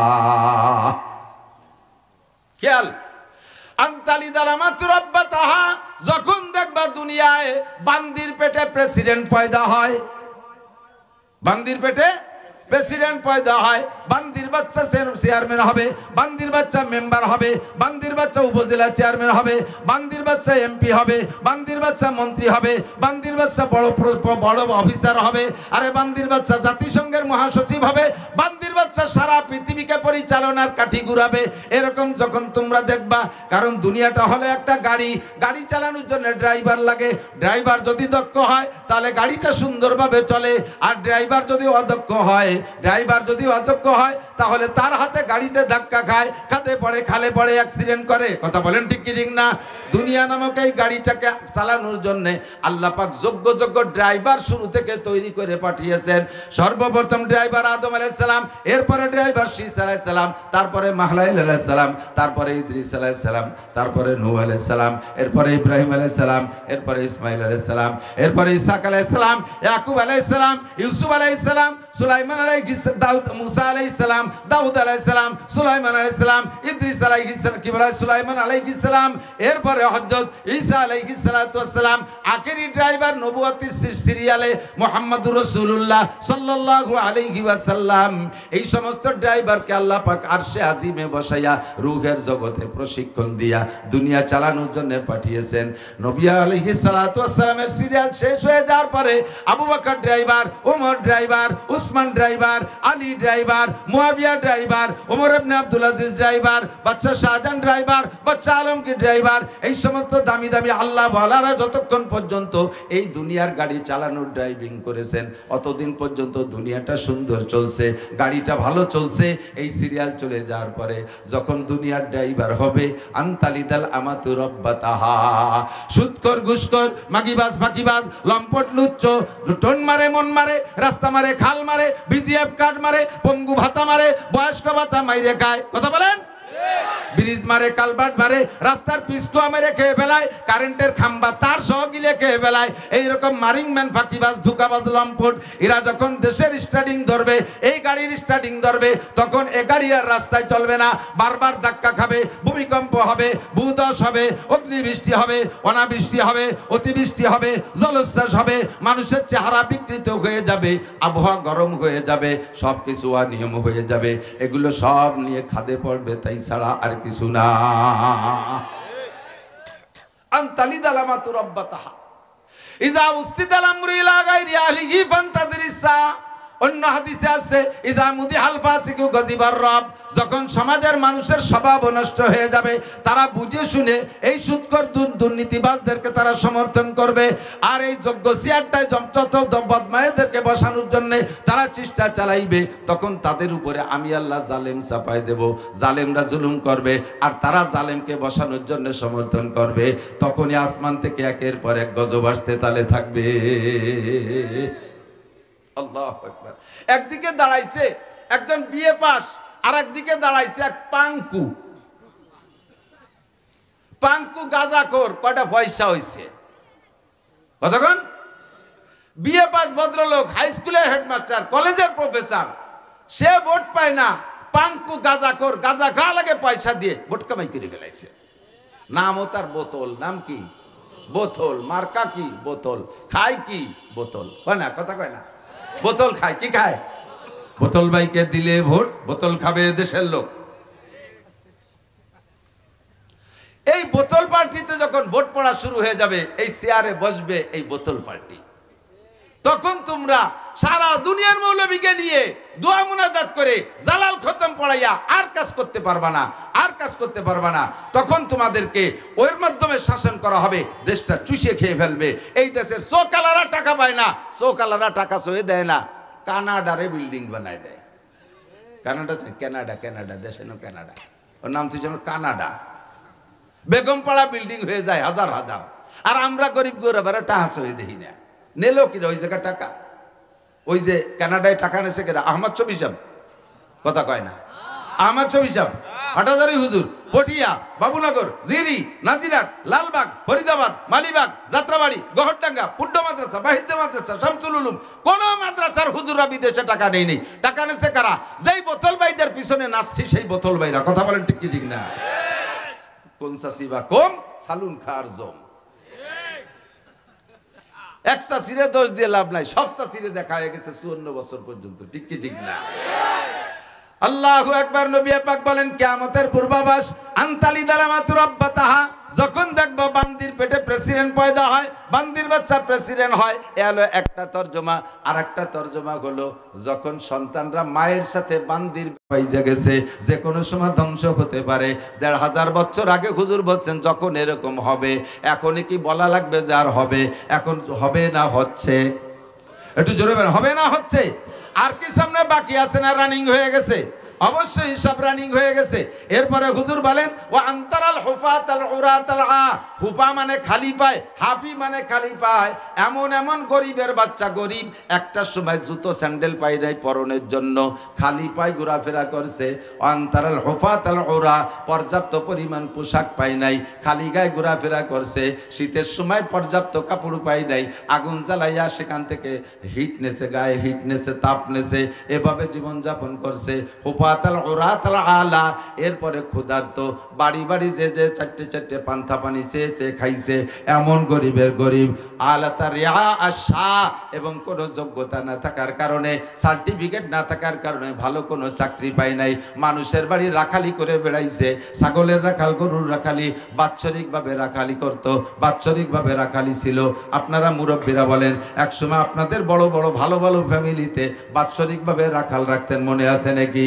একটু পিছনের দিক হাত দিয়ে দেখেন, যারা এলাকায় ভালো ভালো পরিবারের ভিতরে রাখাল থাকতো, সেই সমস্ত রাখালদের অবস্থা কি? এখন তারা বড় বড় উঁচু উঁচু বিল্ডিং বানায়, পাল্লা দিচ্ছে। কতক্ষণ?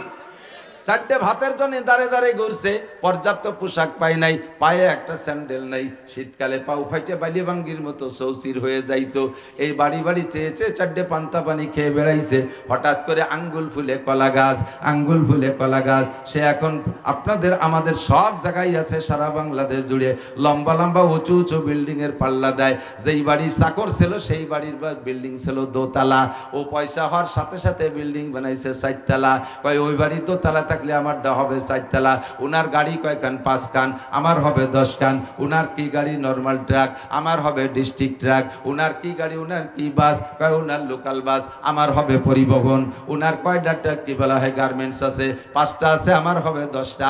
এমন করে সম্পদের পাল্লা চলবে, ইবাদত বন্দেগীর পাল্লা থাকবে না, নামাজ কালামের পাল্লা থাকবে না, ধর্মীয় দিক দিয়ে পাল্লা থাকবে না, জিকিরের পাল্লা থাকবে না।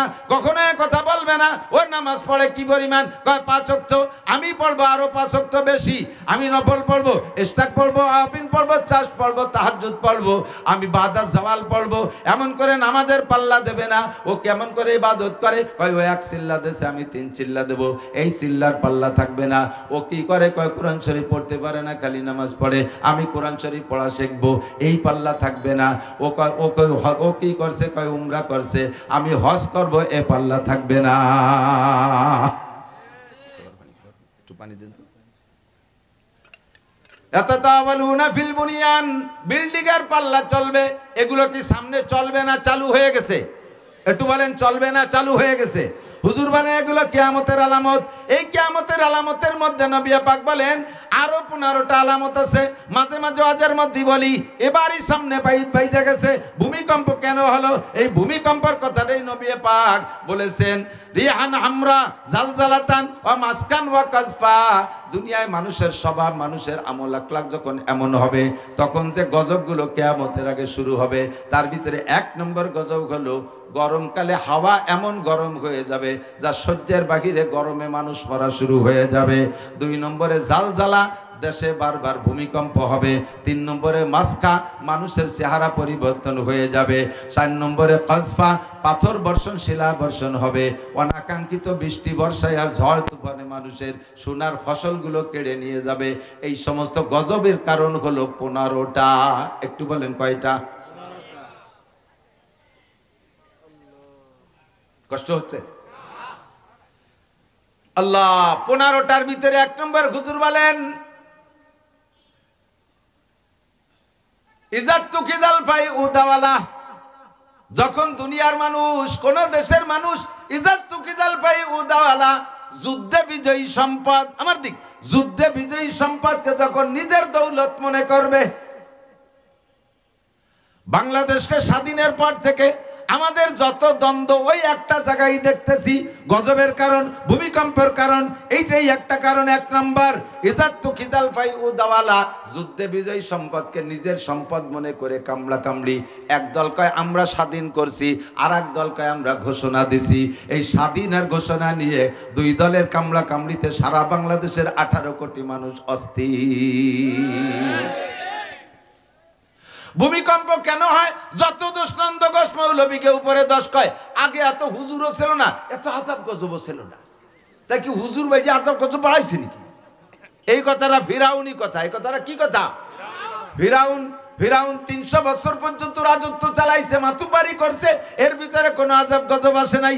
300 বছরের মাথায় যে যখন মুসা আলাইহিস সালাম নবী হয়ে আসছে, তখন মুসা আলাইহিস সালাম যখন তারে কলেমার দাওয়াত দিয়েছে, কুল লা ইলাহা ইল্লাল্লাহু মুসা কালিমুল্লাহ, তখন ফিরাউন কা আনা রাব্বুকুমুল আলা, আমি আবার কোন আল্লাহরে আল্লাহ মানবো, আমি তো সবচেয়ে বড় রব। বলার সাথে সাথে আল্লাহ পাক আয়াতে 9 একে একে 9টা গজব তার উপরে চাপায় দিয়েছে। 1 নম্বর গজব হলো একই এলাকায়, একই মিশরে বসবাস। মুসা আলাইহিস সালামের কওমের নাম বনি ইসরাইল। তারা যে এলাকায় থাকে, ওই এলাকার মধ্যে কোনো ফিরাউনের কওম নাই, তার নাম হলো কিপ্তি। আর ফিরাউনের কওম যে জায়গা, সেই কিপ্তির এলাকা আলাদা। একই এলাকায়, একই গ্রামে, একই শহরে থাকে। মুসা আলাইহিস সালামের কওমের সব পানি পানি আছে, ফিরাউনের কওমের সব পানি রক্ত হয়ে গেছে। এমন রক্ত, জমাট বাঁধা রক্ত, খাতি পারে না। পানি না থাকলে কি মানুষ বাঁচে নাকি? এখন ফিরাউনের কাছে আইছে, ওর উম্মতরা আইছে, কাছে খোদা তাল্লাহ, মুসার এলাকার পানি তো পানি আছে, তো তোমারে আমরা ক্ষুদা মানি, তোমার এলাকার পানি তো রক্ত হয়ে গেছে, বাঁচার উপায় কি? কয় যে কি করি, কদি দাঁড়া দেখি, যাক আমি চেষ্টা করতেছি। গোপনে যাইয়া একা একা রাত্রেবেলা মুসা আলাইহিস সালাম বলছে, মুসা এই তো বিপদে পড়ে গেছে, পানি পানি বানাই দিতে কও আল্লাহ রে। ও তো জানে আল্লাহ আলাদা আছে, আমি এবার সবাই নিয়ে কলেমা পড়বো। মুসা আলাইহিস সালাম কইলে, আল্লাহর বাপ ভালো, মনে হয় তওবা করছে, পানি বানাই দাও। ও কলেমা পড়বে, পানি বানাই দিছে, পানি হয়ে গেছে। আল্লাহ পাক পরের দিন সকালবেলা পানি ঠিক করে দিছে। আর মুসা আলাইহিস সালাম পড়ো কলেমা পড়ো, কয় যে কেন কলেমা পড়বো, এই পানি আগে পরে কোনোদিন রক্ত হয় নাই, তুমি আসার কারণে পানি রক্ত হয়েছে। কথা তো ঠিকই, মুসা আলাইহিস সালাম আসার কারণে রক্ত হয়েছে, তা মুসার কারণেই যদি রক্ত হয় পানি, তাহলে মুসার কমে হলো না, তোর কমে হয় কে? মুসা আসার পরেই হয়েছে ঠিক, কিন্তু দোষটা কি মুসার না ফেরাউনির? জোরে বলেন, মুসার না ফেরাউনির? দেশে হুজুর বাড়ছে, আজাব গজব বাড়ছে। আগে দেশে এত বড় বড় হুজুর ছিল না, আজাব গজব ছিল না, তাই কি হুজুররা আজাব গজব টেনে আনছে? হুজুররা এই পরিমাণ হইয়ে যে পরিমাণ বয়ান বক্তৃতা করতেছি, আমরা যে পরিমাণ প্রতিবাদ করতেছি, এত যদি না থাকতো তাহলে দুনিয়া এই কয়দিন বাংলাদেশ শেষ হয়ে যাইতো, বাংলাদেশ থাকতো না। হুজুরকে দোষ, যত দোষ নন্দ ঘোষ, ইজাত তো কিজাল ফাই উদাওয়ালা। আমরা কোনো হুজুর এদেশে ওইভাবে নিয়ে কামলা কামলি করি না, বলি না যে এটা আমরা করছি, এটা আমরা করছি, ওটা আমরা করছি। হ্যাঁ, বললে আমরাই বলতে পারি, এই উপমহাদেশ থেকে ইংরেজকে তাড়ানোর যে আন্দোলন, এটা উলামায়ে কেরামই সর্বপ্রথম শুরু করেছে। উলামায়ে কেরামের আন্দোলনে এই দেশ স্বাধীন হয়েছে, এই এশিয়া মহাদেশ ধরে স্বাধীন হয়েছে, নইলে আজও পর্যন্ত ইংরেজের গোলামি করা লাগতো, আর বাংলাদেশের নির্বাচন করানো লাগতো না, এদেশের প্রেসিডেন্ট প্রধানমন্ত্রী হওয়া লাগতো না। স্বাধীনতা যুদ্ধ করে লাস্টে পাকিস্তানের থেকে যুদ্ধ হইয়া সেইটার নাম স্বাধীনতা, আবার আর একটা স্বাধীনতা। ও দোস্ত, এই বাংলার জমিনের থেকে, এই উপমহাদেশ থেকে ইংরেজকে তাড়ানোর আন্দোলন উলামায়ে কেরামই করেছে, ঠিক কি ঠিক না? কিন্তু আমরা সেভাবে দাবি করি না, আমরা বলি সকলে মিলেমিশে তাই ঈমান আমলের সাথে থাকি, যাতে কোনো জয়ঝামেলা না হয়, ঠিক কি ঠিক না? 2 নম্বর গজবের কারণ হলো ভূমিকম্পর 2 নম্বর কারণ ওয়াল আমানাতু মাগনামা, আমানতের সাথে খেয়ানত করে যখন শুরু হবে। ওয়ার্ডের আমানত মেম্বার খেয়ানত করে, ইউনিয়নের আমানত চেয়ারম্যান খেয়ানত করে, এদিক তো করে না। বিজিএফ কাট করতে যে পয়সা নেয়, বয়স্ক ভাতা করতে পয়সা নেয়, বিধবা ভাতা করতে পয়সা নেয়, কে পয়সা নেবে? কে বিধবা ভাতা করে দেবে, পয়সা কেন নেবে? খেয়ানত করে, আমানতের খেয়ানত। বিজিএফ কার্ড মারে, টোন মারে, মন মারে, রাস্তা মারে, খাল মারে, সব কিছু মারে খাই। মেম্বার ওয়ার্ডের আমানত মারে, চেয়ারম্যান ইউনিয়নের আমানত মারে, উপজেলা চেয়ারম্যান উপজেলার আমানত মারে, আমানতের খেয়ানত করে। আরে এমপি সাহেব তার সিটের খেয়ানত করে, মন্ত্রী সাহেব তার মন্ত্রণালয়ের আমানতের খেয়ানত করে। কথা বলেন, স্কুলের আমানত যার কাছে আছে সে খেয়ানত করে, মসজিদের আমানতকে সে আর খেয়ানত করে। যখন আমানতের খেয়ানত শুরু হবে, তখন ভূমিকম্প শুরু হবে, মসজিদে বৃষ্টির জন্য দোয়া হবে। সেক্রেটারি এলান দিয়েছে, সবাই বসবেন, জুমার নামাজের পরে মসজিদে দোয়া হবে, কতদিন বৃষ্টি হয় না, সবাই বসবে। এর মধ্যে একজন দাঁড়াকে দোয়া আরবে কোন হুজুর, এরকম বুতুম ফেসার মতো চোখ পাকাইছে, দোয়া আরবে কোন হুজুর? কেন, কি হয়েছে? কারে সেই হুজুর আছে, বাহিরদের হুজুর মাঠে যে আমাকে নিয়ে ইস্তেসকার নামাজ পড়ছি, সেই জায়গাতে ভিস্তি ভিস্তি বাড়ি আইছি, আর সেই হুজুর আছে। এখন হুজুরও প্লাস্টিকের, বদনাও প্লাস্টিকের। আগের হুজুররা কাঁসার বদনায় ফু দিলি তলা খুলি বার হয়ে যেত, আর এখন হুজুরও প্লাস্টিকের, বদনাও কাঁসার বদনা আছে নি কোনো বাড়ি? কোন হুজুর দোয়ারবে? ওকে রে, এক বেয়াদবি করলো কে? কয় কি যে ও তো মোল্লাগে মসজিদের কেশিয়ার, তো ও যে কাছে কীর্তি, কয় যে উনি তো এই 4-5 শুক্রবার আমাকে এনে নামাজ পড়ে। কেন?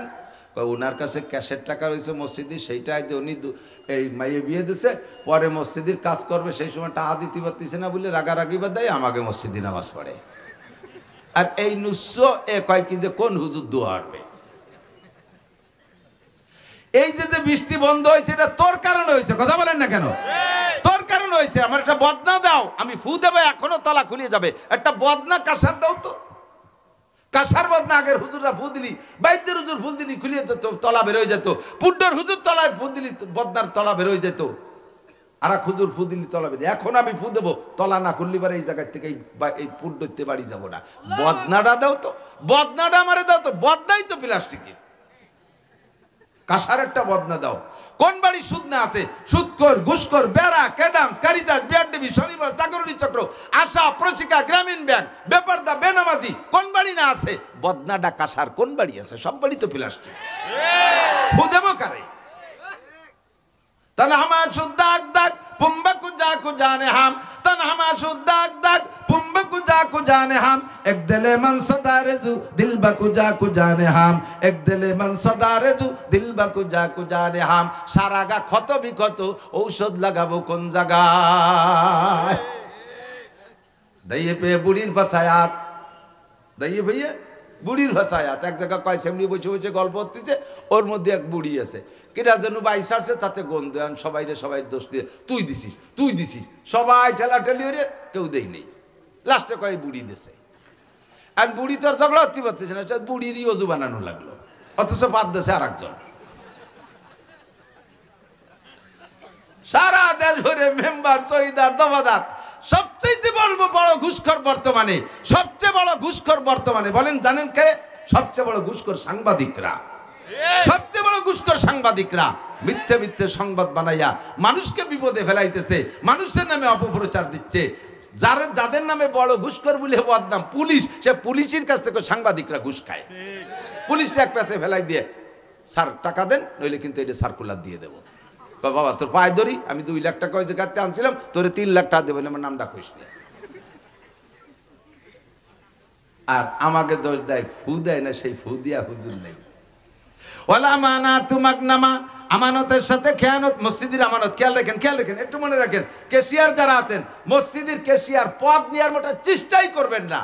আমি আমার নায়েবে মোহতাম সাহেব নিয়েছে, আমার সভাপতি হিসাবে আসছে আমার মাদ্রাসা, এই ভাড়া মজলিসে বলে গেলাম, আমার মাদ্রাসা সুলতান শাহী গোড়াইদের মাদ্রাসায় যদি আমি যোগ্য মোহতামেম তৈরি করতে পারি, আমি পদ ছেড়ে দেবো, আমি মোহতামেমের লুবি না। বিশাল বোঝা। 2020 সালের মে মাসের 1 তারিখে আমার মোহতামেমের চাকরি। এর আগে 8 বছর সভাপতিত্ব করছি সুলতান শাহী মাদ্রাসায়, এরপরে বানাইছে সভাপতি মোহতামেম। এই 2020 সালের থেকে নিয়ে এই 25 সাল শেষ হতে লাগছে, 1 টাকা বেতন নিতে পারিনি। মাহফিলের পরে উস্তাদরা খরচ বরচ বাদে যা টেকছে বাক করে দিয়ে দেই যে কয়েকজন যারা চলে গেছে, কিছু বেতন বাকি রয়েছে, তাকে দেওয়ার মতো কিছু নেই। নিজের পকেটে থেকে 30,000 টাকা বের করে দিছি, যান ওই 3 জনকে দিয়ে দেন 10,000 টাকা করে। একটা লুকমা ভাত মাদ্রাসার খাই না, আল্লাহর রহমতে। আল্লাহ খাওয়ায় না, আল্লাহ আমার মোটা রুজি যেদিন থেকে রুজি প্রশস্ত করে দেয় সেই দিন থেকে চলতে আছি। পদের কুলে কোনো লোভ নাই। আমার এই দায়িত্ব বহন করা খুব কঠিন মনে হয়, আমার জিম্মায় যে শিক্ষকরা আছে তাদের যদি বেতন না দিতে পারি, অধীনে ছাত্ররা আছে তাদের যদি থাকা খাওয়ার ভালো ব্যবস্থা করতে না পারি, আমি এই আমানতের দায়িত্ব সঠিকভাবে পালন করতে পারলাম না। তার চাইতে আমার সহকারী শিক্ষক থাকাই ভালো, আমি মোহতামেমি করতে রাজি না। আমানতের সাথে গনিমতের ব্যবহার করবে যখন, তখন তোমারই কারণে ভূমিকম্প হবে, ভূধস হবে, অগ্নিবৃষ্টি হবে, অনাবৃষ্টি হবে, অতিবৃষ্টি হবে, জলোচ্ছ্বাস হবে, যত আযাব গজব তোমার কারণে হবে যখন আমানতের সাথে খেয়ানত চলবে। 2 নম্বর ওয়াযাকাতু মাগরামা, ভূমিকম্পের 3 নম্বর কারণ যখন উম্মতের যাকাতরে জরিমানা মনে করবে। যাকাত নগদ টাকা 52.5 ভরি রূপার দাম, অথবা 7.5 তোলা স্বর্ণের টাকা, যা এই স্বর্ণের দাম যা, এই পরিমাণ ক্যাশ যদি আপনার দোকানে থাকে, ব্যবসার মধ্যে থাকে, ব্যাংকে জমা থাকে, অথবা ঘরের মধ্যে থাকে, নগদ এই পরিমাণ টাকা থাকলে 40 ভাগের 1 ভাগ যাকাত দেয়া ফরজ। ওই 40 ভাগের 1 ভাগ সারা বছর আপনি পুরো টাকা ব্যবহার করছেন। কথা কি বোঝা যাচ্ছে? একটু পাতলা হয়ে কই, আপনার 1 লক্ষ টাকা আছে, সারা বছর আপনি যেমন খুশি ব্যবহার করতেছেন, কোনো সমস্যা নেই। ইদানিং 1 লাখ টাকায় যাকাত হয় না। 52.5 ভরির উপর দাম মিনিমাম 1,05,000 টাকা। আপনার দোকানে পুঁজি আছে 1,05,000 টাকা ধরে নেন, এই দোকান বেচা কিনা করছেন সারা বছর, তাতে লভ্যাংশ বের করে সংসার চালাইছেন। পুরো দোকানের সব টাকা যদি আপনি খেয়ে ফেলেন, বছরের মধ্যে আল্লাহ পাক আপনার পর হস্তক্ষেপ করবে না। 365 দিন চলে গেছে এভাবে, কিন্তু 366তম দিন যে যখন আপনার দোকানে হিসাব করে দেখা গেল 1,05,000 টাকা আছে, ওর থেকে 1,02,500 আর 5,000-এর 40 ভাগের 1 ভাগ কয় টাকা হয়? এই কয় টাকা আপনার খাওয়া হারাম, আপনার দোকানের টাকা আপনার ব্যবহার করা হারাম। ওই টাকা বের করার আগ পর্যন্ত দোকানের কোনো মাল আপনি ব্যবহার করতে পারবেন না, কারণ প্রত্যেক 1 টাকার মধ্যে 2.5 পয়সা রয়ে গেছে। প্রত্যেক 1 টাকার মধ্যে 2.5 পয়সা রয়ে গেছে আপনার হারাম টাকা। এই হারাম টাকাকে আপনি ব্যবহার করতে পারবেন না, আপনার নিজের টাকা ব্যবহার করতে পারবে না। 40 ভাগের 1 ভাগ বের করে দিতে হবে। যদি বাংলাদেশের পয়সাওয়ালারা তাদের যাকাতগুলো সঠিকভাবে বের করে দিত, আসমানি রহমত পরিমাণ মতো বৃষ্টি নাজিল হতো, সময় মতো রৌদ্র হতো, জল বৃষ্টিতে ফসল নষ্ট হয়ে যেত না, ক্ষুধার গজব আসতো না। যদি মানুষের যাকাতগুলো সঠিকভাবে দিত, একটা মাদ্রাসায় এই লিল্লা বোর্ডিং এর জন্য চিন্তা করা লাগতো না। গরিব মিসকিনরা এই ব্যারাক অ্যাডামস কারিতাসের থেকে, গ্রামীণ ব্যাংকের থেকে সুদে লোন নেওয়া লাগতো না। যাকাতের টাকা সঠিকভাবে বন্টন করে দিলে সমস্ত গরিব স্বাবলম্বী হয়ে যেত। ব্যবস্থা সেভাবে না করিয়া থানায় লেহে দেশে সাইনবোর্ড একাকান, ভিক্ষুক মুক্ত, ফকির মুক্ত বলমারি, ফকির মুক্ত সালতা, ফকির মুক্ত নগরকান্দা। আমি গেছি ফকিরহাট, ফকিরহাট বাগেরহাটে একদিন তানার নাম হচ্ছে না ফকিরহাট, বাসে আমার গাড়ির নামে গাড়ির দাঁড়াইও একটু নামিয়ে চা খাই। তা চা খাইতে নামছি, নামার সাথে সাথে দেখছি দুটি খুঁটি, তো খুঁটি দুটি দিয়ে উপর দিক চাইছি, দেখছি একখান সাইনবোর্ড, ওতে লেখা ফকির মুক্ত ফকিরহাট। তো ফকির মুক্ত ফকিরহাট আমি পড়িয়েও শেষ করতে পারিনি, এর মধ্যে ফকিরহাটটা আইছে বাবার 10টা টাকা দেন। আমি কই বেটা এই যে কি লেখা ফকির মুক্ত ফকিরহাট, সেই সাইনবোর্ডের তলে দাঁড়ায় তুমি বইটা চাও, কও যে লাগছে সে বড়ি বেড়ে আমার 10 টাকা লাগবে দাও। ফকির মুক্ত ফকিরহাট লেখলেই ফকির মুক্ত হয়ে যায় না, শতভাগ বিদ্যুতায়িত লেখলেই বিদ্যুতায়িত হয়ে যায় না। কথা বলেন? সকালে কারেন্ট থাকে না, বিকেলে কারেন্ট থাকে না, লোডশেডিং এর পর লোডশেডিং, আর খালি সাইনবোর্ড লেখলেই হয়ে যায়। ওয়াযাকাতু মাগরামা, জাকাতরে যখন জরিমানা মনে করবা, মৌসুমি ফসল মৌসুমি ফসল, এদিক দেখেন নগদ টাকার জাকাত একরকম, আর মৌসুমি ফসল আমাদের হানাফি মাযহাবে মা খারাজা মিনাল আরদে, যা জমিনের থেকে উৎপাদন হবে। 1 কেজি পেঁয়াজও যদি হয় তবুও তার 40 ভাগের 1 ভাগ, 1 মণ পেঁয়াজও যদি হয় তার 40 ভাগের 1 ভাগ দিতে হবে। যে ফসল যেমন ফলাইতে তার পিছনে যেমন খরচ, তার থেকে ওসর সেভাবে দিতে হবে। যেই ফসলের পিছনে কোনো খরচ নাই, 1 বিঘে জমিতে বাঁশ লাগাইছেন, তারে সার ওষুধ কীটনাশক পানি দেয়া লাগে না, বাঁশের চাষের জন্য কিছু দেয়া লাগে না, কোনো লাগাইতে আসলে হয়ে যায়। কতক্ষণ এই বাঁশও আপনার 40 বাঁশের ভাগ দিতে হবে, 10টায় 1টা, বছরের শেষে 10টা বাঁশের 1টা বাঁশ গরিবরে দিয়ে দিতে হবে, 10টা বাঁশের 1টা। যদি আপনি না দেন আল্লাহ পাক রেখে দিতে পারে, সুন্দর সুন্দর করলি হয়ে কেবল মাথা বের হইছে, হালকা একটা ঝড় সাইডে মাথাগুলো ভেঙে সব মাথা বানায় দেবে। বারে বারে 10টা বাঁশের 1টা বাঁশ। আম বাগান বানাইছেন, ওরও আম বাগানের 10-20 ভাগের 1 ভাগ দিতে হবে। আপনাদের আমাদের দেশে কলাই বুনাই নাকি জানি না, আমাদের ওদিক কলাই ফসল বুনাই, কলাই মুসুরি, এর পিছনে সার ওষুধ কীটনাশক পানি দেওয়া লাগে না, শুধু বুনই রেখে আসে আর সময় মতো কাইটে নিয়ে আসে, এর 10 ভাগের 1 ভাগ দিতে হবে। আপনাদের পেঁয়াজের পিছনে যথেষ্ট পরিশ্রম আছে, 40 ভাগের 1 ভাগ দিতে হবে। পাটের পিছনে যথেষ্ট পরিশ্রম আছে, 40 ভাগের 1 ভাগ দিতে হবে। আর ধানের পিছনে যথেষ্ট খরচ আছে, ওরও 40 ভাগের 1 ভাগ দিতে হবে। 40 ভাগের 1 ভাগ বের না করে মুখস্থ আপনি সব খরচ করবেন, ওর ভিতরে গরিবের হক থাকার কারণে আপনারটা আপনারও হালাল না। যখন আমরা সুন্দর করে বলবো, বুঝাই দেব, তখন এটাকে জরিমানা মনে করবে, কয় আমার ক্ষেতের বছর আমি যা খুশি তাই করবো, হুজুররা পাম্পট্টি দিয়ে নেওয়ার জন্য মশলা খাড়া করে। আবার যখন ধান পাট কালেকশনে যাই, দান দেয় কোন সাইজের ধান, পিএস দেবে যত কাটা পিএস, কুচো পিএস সেইগুলো দেবে। দান দেবে আগাইলে মাইটনে খেড়িও দান, সিটিয়ে দান। আল্লাহু আকবার। আল্লাহ পাক রব্বুল আলামিন বলেন, এই সিটে দান আর আগাইলে দান দিলে কিরম লাগে আগামীবার দেখাই দেব। আগামীবার ধান যখন ফুলে বেরোইছে, ফুল বেরোইছে, হালকা একটা বাতাস দিয়ে ফুল ঝরে গেছে, এবার ধান সিটে হয়ে গেছে। 1 বিঘে জমিতে 30 মণ 40 মণ ধান হইতো, কাটিয়ে এনে মলন মেলার পরে মাড়াই করার পরে ধান সে গাদি সেরকম হয়েছে, কিন্তু বলই দেখে 30 মণ সিটে আর 5 মণ হয়েছে ধান। লম্বা একটা হাই ছেড়ে কয়, আল্লাহ বুঝলো না। আল্লাহ বেড়া ক্ষেত্রে 30,000 টাকা দিয়ে বলক করছে, আল্লাহ বুঝলো না। আল্লাহকে বুঝিলেই গতবার আমার তালবি আলী ভাই ছিল মাদ্রাসা থেকে, তাকে সিটে দান দিছিস, সিটে দান দিলি কলিজার মধ্যে কেমন লাগে তাই বুঝানোর জন্য একটা বুঝ দিয়ে দিলাম। ও যাকাতু মাগরামা, বেড়ে যাচ্ছে কথা, শুধু হেডলাইন বলে চলে যাব। 4 নম্বর হলো তুল্লিমালি গায়রিদ্দিন, মুসলমান মুসলমানরা যখন সন্তানদেরকে দিন শিক্ষা দেবে না, সব দুনিয়ার শিক্ষার পিছনে পাগল হবে, ইংলিশ মিডিয়ামে পড়াবে। এই সালতানগর কান্দার স্কুলে পোষায় না, ফরিদপুর শহরের স্কুলে পড়াবে, ঢাকার স্কুলে পড়াবে, কেজি কিন্ডার গার্ডেন, হাজার হাজার স্কুল কলেজ হবে, কিন্তু মাদ্রাসা হবে না। মাদ্রাসা থাকলেও সেখানে সন্তানদেরকে দেবে না। যদিও সন্তানদেরকে দেয়, খেয়াল করি, মাদ্রাসায় পড়বে একদল, পড়বে একদল, পড়বে না তা না, পড়বে একদল, কিন্তু উদ্দেশ্য খারাপ। শুধু প্র্যাকটিস চলতেছে, গজলের প্র্যাকটিস, কণ্ঠের প্র্যাকটিস, বয়ানের প্র্যাকটিস। কি বা কেন?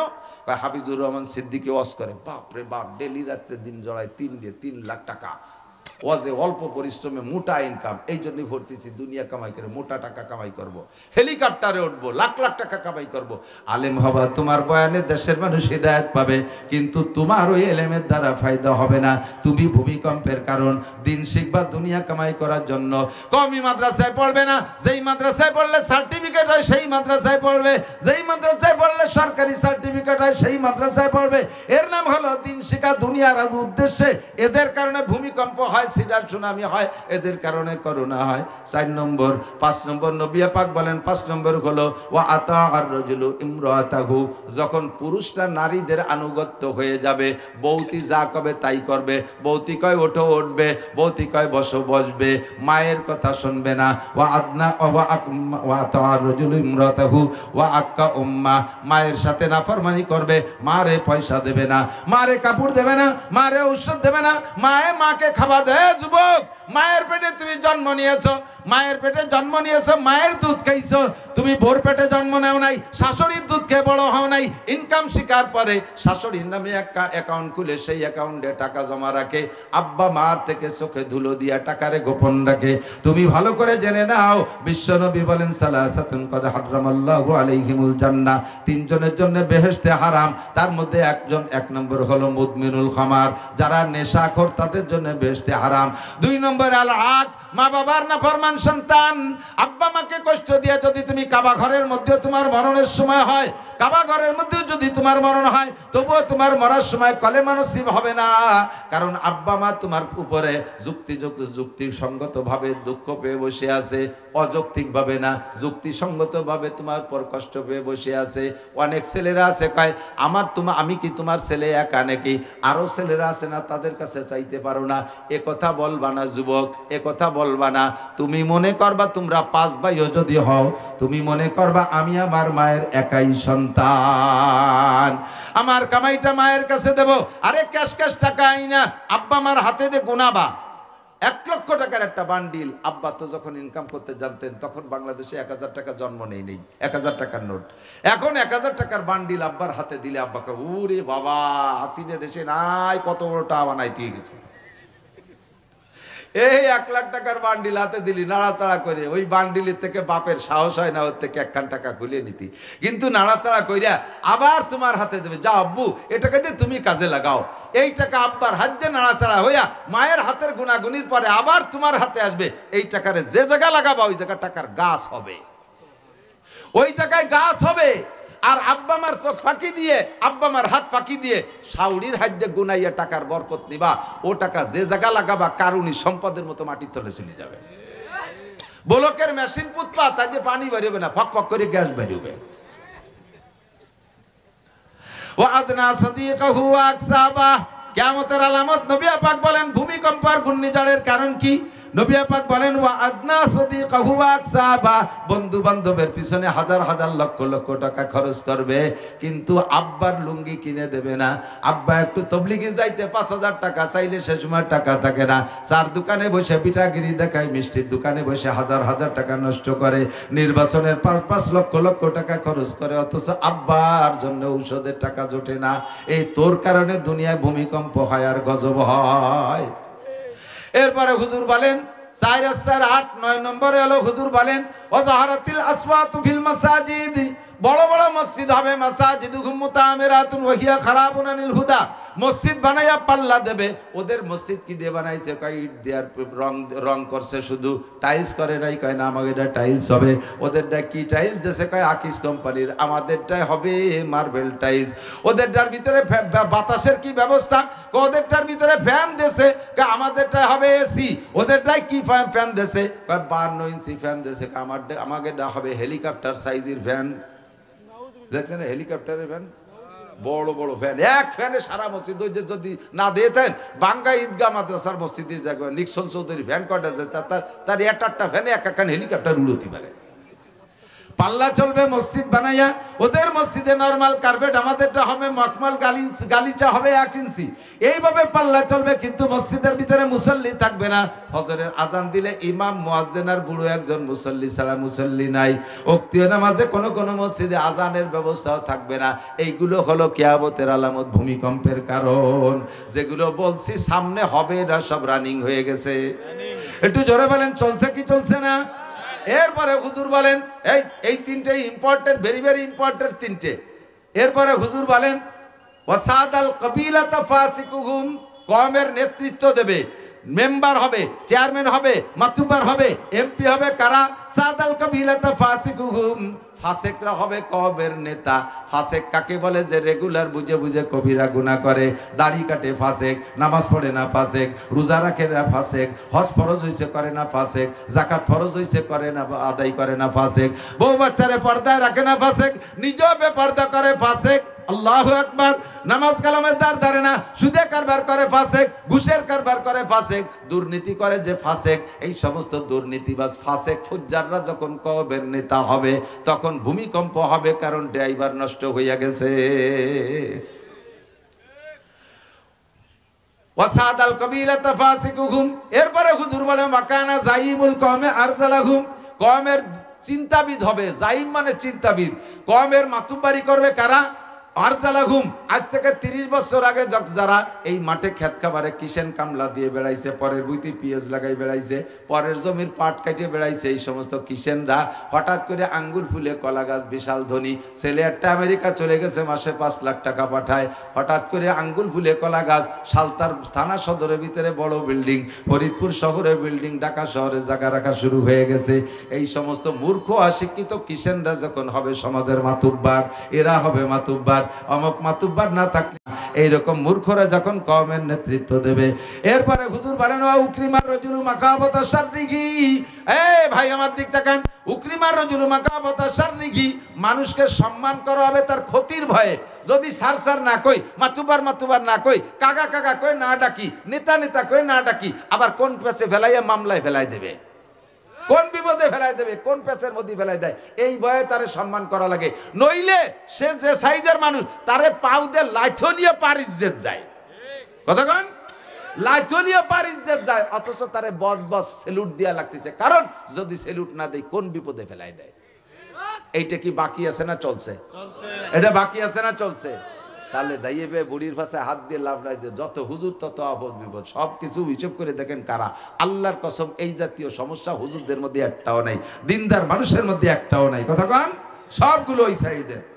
এরপরে হুজুর বলেন ওয়াজাহারাতিল মাআজিফ ওয়াল কায়নাত, বাদ্যযন্ত্র এমন বাড়বে, মুসলমান নিজেদের ধর্মীয় প্রোগ্রামের মধ্যে পর্যন্ত বাদ্যযন্ত্র নিয়ে আসবে।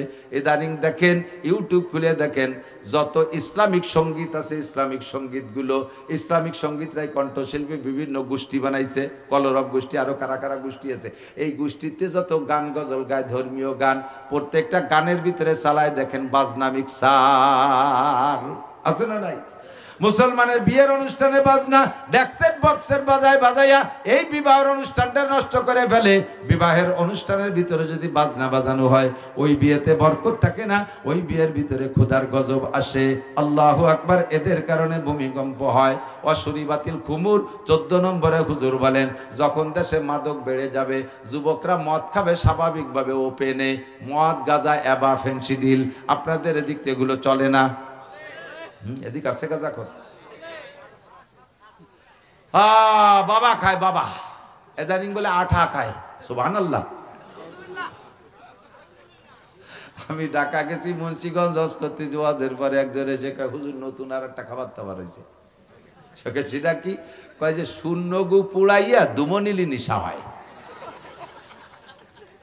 আমি বললাম আল্লাহ তোমার পায়ে ধরি, এরা আপাতত শূন্য গু খাইয়ে থামিয়ে যাক, কয়দিন পর কাঁচা গু না খায়, নিজে পায়খানা করে না খায়, হারামখোর নেশাখোর, এগুলো বেড়ে যাবে। আজ থেকে 10-20 বছর আগে এত শুনি নাই। কতক্ষণ এখন যেভাবে ওপেন হয়ে গেছে, আঞ্চলিকভাবে ডিলার হয়ে গেছে, ঘরে ঘরে দাঁড়ে দাঁড়ে পৌঁছায় দিচ্ছে। আল্লাহ হেফাজত করে। এগুলো তোমাদের কারণে ভূমিকম্প। 15 নম্বরটা বলে শেষ করে দেই। 15 নম্বর হুজুর বলেন, ওয়ালানা আখিরু হাযিহিল উম্মতি আউওয়ালাহা, শেষকালে কিছু পণ্ডিত বের হবে, যেই পণ্ডিতরা আগের মহামনীষীদের লুকমা দেবে। কয় কি, ইমাম আবু হানিফা কাফের ছিল, আবু হানিফা মুশরিক, ইমাম শাফি লেখাপড়া জানতো না, আহমদ ইবনে হাম্বল কিছু জানে না, ইমাম মালিক মূর্খ, লেখাপড়া জানে না, লেখাপড়া জানে জাকির নায়েক, লেখাপড়া জানে আব্দুর রাজ্জাক বিন ইউসুফ, লেখাপড়া জানে যত পাঙ্কু আহলে হাদিস আলারা। 2 খান সঠিক বই পড়ে বহুত বড় বড় আলেম হইয়া যায়। বড় বড় আলেমদের লুকমা দেয়, সদর সাহেবের নামাজ হয় নাই, বাহিরদের খুজুরির নামাজ হয় নাই, তবলিগ আলাকে নামাজ হয় না। কথা বলেন আছে না? বলনেওয়ালা একদল আছে। লানা আখিরু হাদিল উম্মাত আউয়ালাহা, পুড্ডর খুজুরির নামাজ হয় নাই। এই সমস্ত বড় বড় আলেমদের নামাজ হয় নাই। পূর্বের মানুষদেরকে লুকমা দিয়া শুরু করবে। ওয়ালানা আখিরু হাদিহিল উম্মাতে আউয়ালাহা। হুজুর বলেন এই 15টা কাজ যখন রানিং হবে, ফারতাকিবু ইনদা যালিকা রিহান হামরা, অপেক্ষা করো, তখন তোমাদের বাতাস গরম হয়ে যাবে। ওয়া জালজালাতান, ভূমিকম্প হবে। ওয়া মাসখান, মানুষের চেহারা বিকৃত হবে, চরিত্র নষ্ট হবে। আর কি? ওয়া কাজফা, আকাশ থেকে শিলা বর্ষণ, পাথর বর্ষণ হবে। এর একটাও বাকি নেই, সবই কিয়ামতের পূর্বাভাস। আল্লাহ পাক এই দেশকে এই সব গুনাহ থেকে হেফাজত করুক, জোরে বলেন আমিন। রাষ্ট্রীয়ভাবে সবাই ভালো হয়ে যাক, নেতারা ভালো হয়ে যাক, সবাই ভালো হোক। আমরা এখানে যারা বসা আছি, এই যে 15টা দোষ বলছি, এর 2-1টা আমাদেরও কেরকের মধ্যে আছে না নাই? কথা কন না কে? আছে না নাই? আমরা যার মধ্যে যে কয়টা আছে সেই কয়টা থেকে এক্ষুনি তওবা করে ফেলি। আস্তাগফিরুল্লাহ বলে, আস্তাগফিরুল্লাহ। মুখে আস্তাগফিরুল্লাহর সাথে অন্তরটারে তৈরি করেন, আমি জীবনে কোনোদিন এই গুনাহগুলো করব না। আস্তাগফিরুল্লাহ, আস্তাগফিরুল্লাহ আল্লাযী লা ইলাহা ইল্লা হুয়াল হাইয়ুল কাইয়্যুম ওয়া আতুবু ইলাইহি। দোয়া করবেন, দোয়া করবেন। আসেন, দোয়া আপনি করবেন, কিন্তু একটু এটা রিপোর্ট করে একটু শুনাই দিয়ে দেওয়ার হয় না। বসি দোয়া হবে মুক্তাসার।